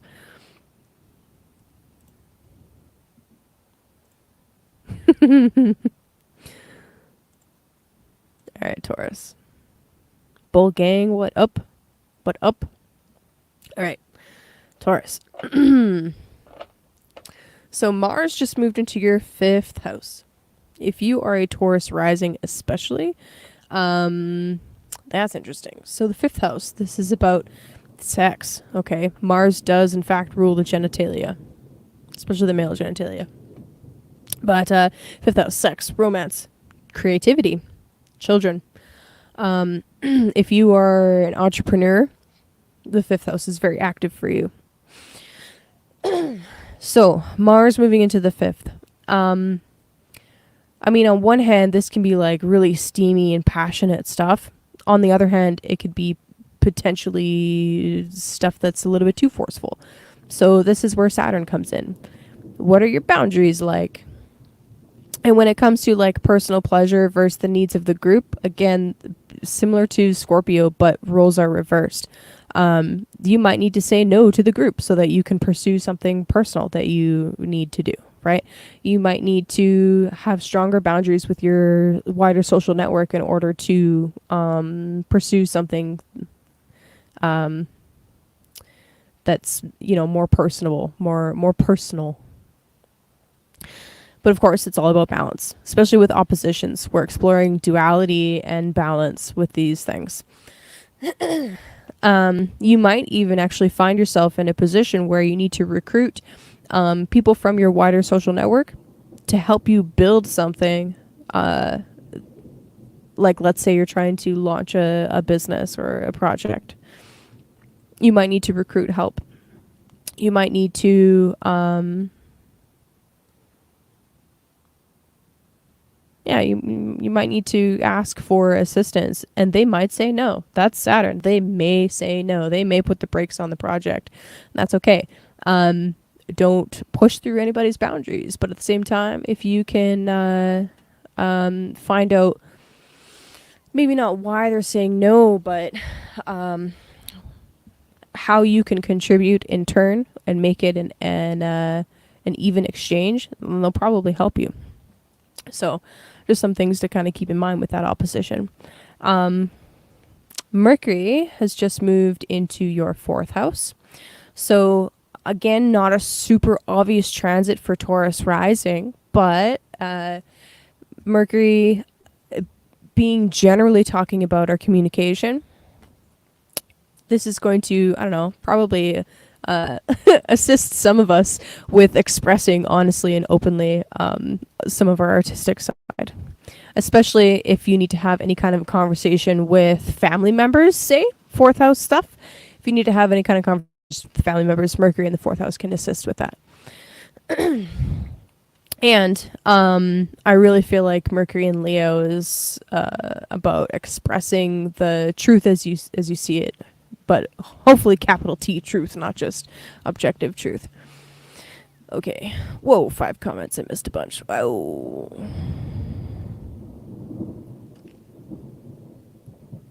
Yeah, there you go.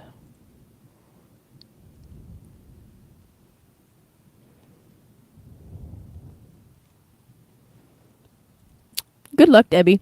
You fucking got this. Those are really important skills, right? Like, it doesn't mean that you have to do it all of the time, but it's important to know how to do it. Like, personally, I grew up with my dad out of town all of the time.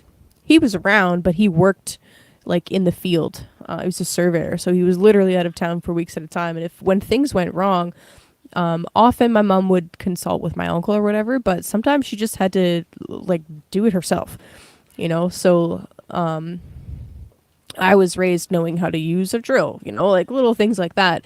And even though I know those things, I get it, Stacey. I still don't want to. I'm like, no, I don't want to do this. But still, valuable skill. Okay, anyway, Taurus, sorry about that. Let's see. What else can I say about this axis for you? There might be a strong desire to pursue the short-term pleasures. And Saturn is coming in as a reality check to be like, yes, that's the short-term thing that you want to do. That's really fun. I get it. But what's the long-term goal that we're working towards here? You know, that's the gas pedal, brake pedal thing going on there. Okay. Hello, rain. I'm so excited for it to rain. Oh my gosh. We're in hail season, though. This could turn into hail really quick. So I'm trying to go fast here. Trying to speed up as we're getting to Taurus. Fuck.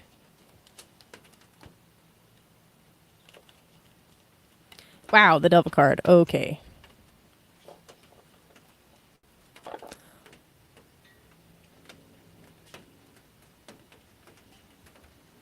I think that did just turn into hail. This might get really loud.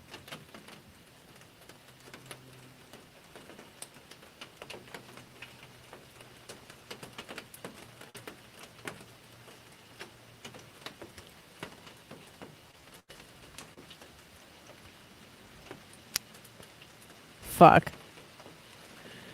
No, I get it. I get interrupted every time. Yeah, that's hail. Dude. It's either hail or really big, heavy raindrops. Yeah. Okay, so anyway, I'm going to keep going. And if you guys can't hear me, just let me know in the chat, because, yeah. Okay, so Taurus, you got some really intense cards, I'm not going to lie. We got the Devil, and we got the Chariot. So speaking of oppositions, the Devil represents Capricorn, and the Chariot represents Cancer. So, yeah. It just occurred to me how similar these cards are, though. This is not the time for this, but fuck. This is not the time for this observation, but at the same time it is, because I've never looked at these cards side by side like this. So, with the Chariot, fuck. He's got the Sphinxes, right? The point of the Chariot is that... I know, this is intense. The point of the Chariot... Okay, the point of the Chariot is that you're reaching some point of victory. There's a major victory happening with the Chariot. So you're bringing these two seemingly opposite energies and getting them to work together go in the same direction. The charioteer's often sitting on a cube. And I just noticed on the Devil card, what's he sitting on top of? A big old black cube. Fascinating.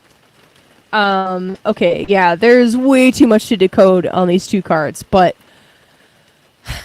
with the Devil card, I often see this coming out when we need to take responsibility for something, when we need to be mature, when we need to take control of our own willpower. And this Mars-Saturn opposition is fascinating to me. I was speaking earlier in one of the signs about how Mars and Saturn actually do work together. Saturn is or Saturn rules Capricorn, Mars is exalted in Capricorn. They actually have an interesting relationship. So them coming into an opposition is not necessarily like the end of the fucking world. It is...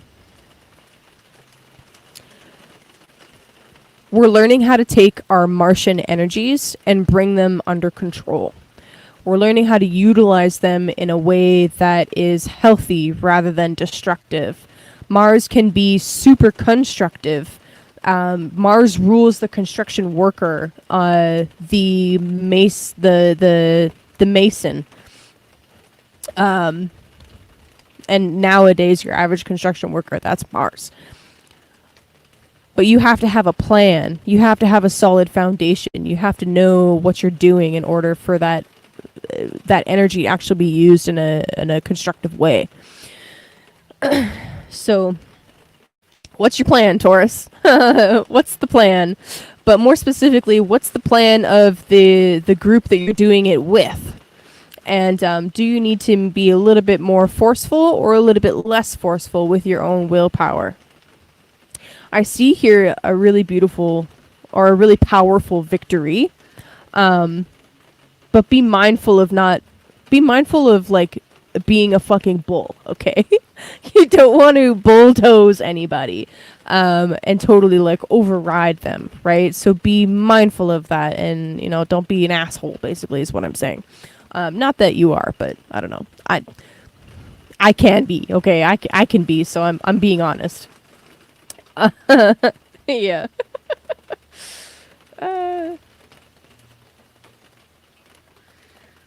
I could see you, Taurus, trying to see some kind of project or something that you want to do from two very different perspectives. And you might need to sit down and listen and be like, okay, I can see how, from your perspective, this is what's going on. This is how it is from my perspective, right? Have a healthy conversation around motivation and desire and goals, really, because we're talking about the 5th, 11th axis. With the 11th axis with Saturn there, that's your long-term goals. The 5th house is the short-term pleasure. So don't allow one to override the other or vice versa. So there's some balancing that needs to go on here, and there's you need to take some responsibility as well for you may need to take some responsibility if someone comes up to you and is like, yo, this is what we talked about, this is what you're doing, what the fuck? Okay, fuck. Aries. God, that was intense, dude. These are intense. I know that I'm going to be sitting and meditating on these two cards now, because there's so many more similarities than I realized. Wow. It's kind of like, how do you obtain the victory? Right? What methods are you choosing to obtain that victory? And neither approach is necessarily wrong. Okay. Anyway, Aries. Aries. We almost made it. Aries. Bum, ba, da, bum. So your chart ruler just moved into your 6th house. So if you're in Aries rising, Mars has just moved into Virgo, which is your 6th house. The 6th house represents your everyday work routine. Literally, the 6th house can be health matters, discipline, practice. These are some keywords of the 6th. It's also associated with like obstacles, and it's considered a difficult house. So, however, it's Mars's favorite place to be. It's the favorite house for Mars. So, while this is a difficult house for it to be in general, for most people, for you, it's kind of like, it's not that bad. It's just not that bad. So with it being your chart ruler, okay, since you're Aries, we're talking to Aries rising specifically, with it being your chart ruler, it's like, your main focus right now has shifted from pleasures, children, sexuality, children, fertility. I said children twice for a reason. Now it's like, all right, what's the work that we got to do now? Now that we've created this beautiful thing, now we got to get to work. Yep. But it's work in a different sense. It's the sixth house is associated with service. You're in service to something, Aries. What is the great work that you're working towards? That's the sixth house. What's the physical side of things that needs to be attended to? Now, leading up to this Mars-Saturn opposition, with Saturn in your 12th house, you are going to be focused on what kind of things can you do in the physical, with your physical body, that can help alleviate, heal, or tap into the spiritual, or tap into the mental, okay? That's what this opposition is going to be about for you, is balancing or rebalancing the spiritual and the physical, right? There are many things that you can do physically that have huge impacts spiritually. This is a theme of this. Practicing discipline with at least one thing that you do, like whether it's a meditative practice, or since we're talking to Aries and we're talking about Mars in the 6th, some kind of moving meditation. Practicing something like this on a daily basis over a long period of time is super beneficial. This kind of a transit can really give you a boost to that disciplinary aspect. Okay, so use it. Use that energy. Yeah. Let's see. Mercury just moved into your 5th house. So, oh, hello. Oh, Robin another Robin. It actually might be the same Robin. Just came to look for worms. That's cute. All right, sorry. Distractions. Are birds distractions, though? I think they're omens. Anyway. Oh, he's looking at me. What? Okay, sorry. Mercury moving into the 5th. So, what we're talking about now, literally, especially since Mercury rules your 3rd house of communication, you're talking about the creative stuff that you've launched. And whether that, well, okay, the creative stuff that you launched, I think that's a good enough statement. You're talking about it, thinking about it, communicating about it, getting real excited about it. Like, that's fun. Mercury in Leo, I feel, is a really fun energy. So, again, right now, he's in the final degree of Cancer, but he will move. He will move over before the end of the night into Leo. I love the smell of rain. Oh, that's so nice. It looked like it was going to hail for a second there, but now it's just nice big raindrops. So that's really cool.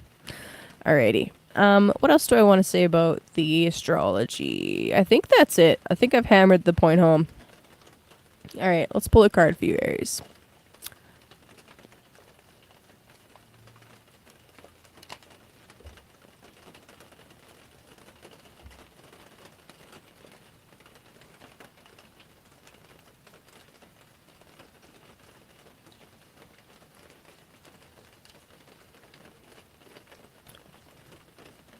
It's the best smell in the world. It's my favorite. It's so refreshing. It's so cleansing. Aries, Aries, Aries, Aries, Aries.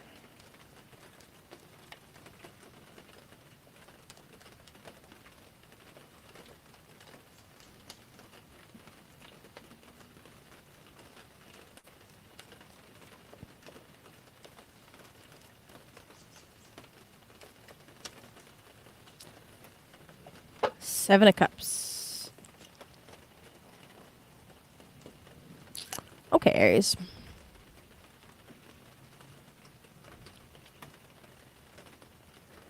I like this, actually.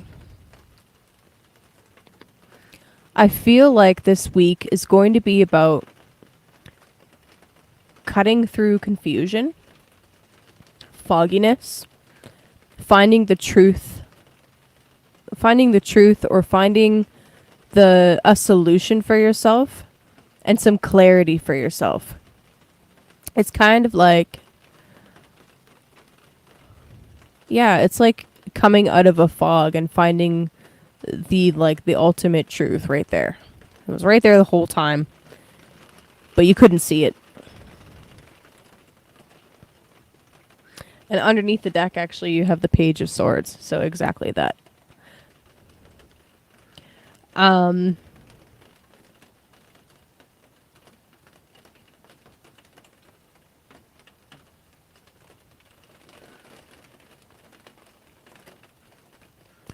staring at this T-square that's active right now, this Moon, Mercury, Pluto thing.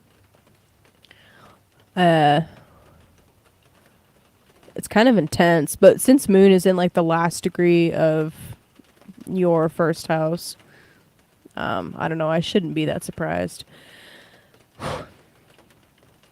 There's some truth, some kind of piece of knowledge that's kind of coming to light. And this doesn't have to be from an external source. It can be something that's clearing up inside of you internally. That's like all of a sudden some kind of veil is lifted, or some kind of the wool is pulled back, so to speak. And it's like, okay, I get it now. Something that was confusing is no longer confusing. Something that you do physically that feels like it's mundane, that feels like it shouldn't have that big of an effect, actually has a huge effect, actually makes a huge difference.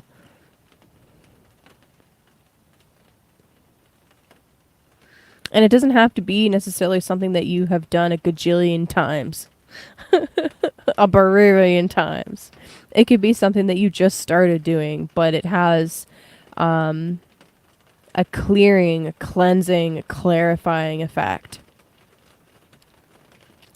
It's almost like, okay, I'm going to bring back the chart for just a half a second, okay? It's almost like while Mars was in the 5th house, there was like an overload of pleasure, especially with Venus there too. It's like an overload of pleasure. And now that Mars is in the 6th house, it's like, wow, okay, all of those extra cups that I had, I don't actually need them. I only need this one cup and I'm filled. I'm satisfied. And I can cut out Page of Swords and Mars. I can cut out the other stuff that's unnecessary. You know, that's kind of what I'm picking up for you, Aries. I like that. Now remember, with the sevens is an initiation.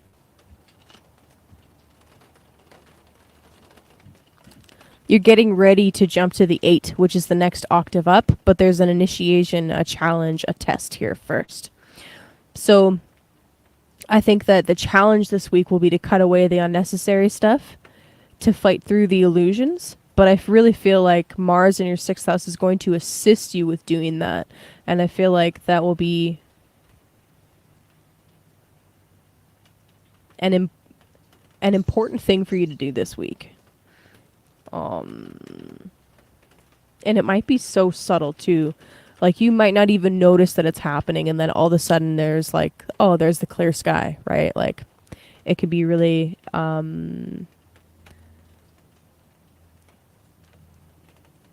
you might not even realize how much fogginess there has been until after it has passed. You know? That's these cards. Okay, Aries. Love you guys. We did it! Yay! Oh my gosh. I'm so glad that we actually finished it. That's great. You guys are the best. I appreciate you so much. Alright, so next Monday we will be talking about the Venus retrograde.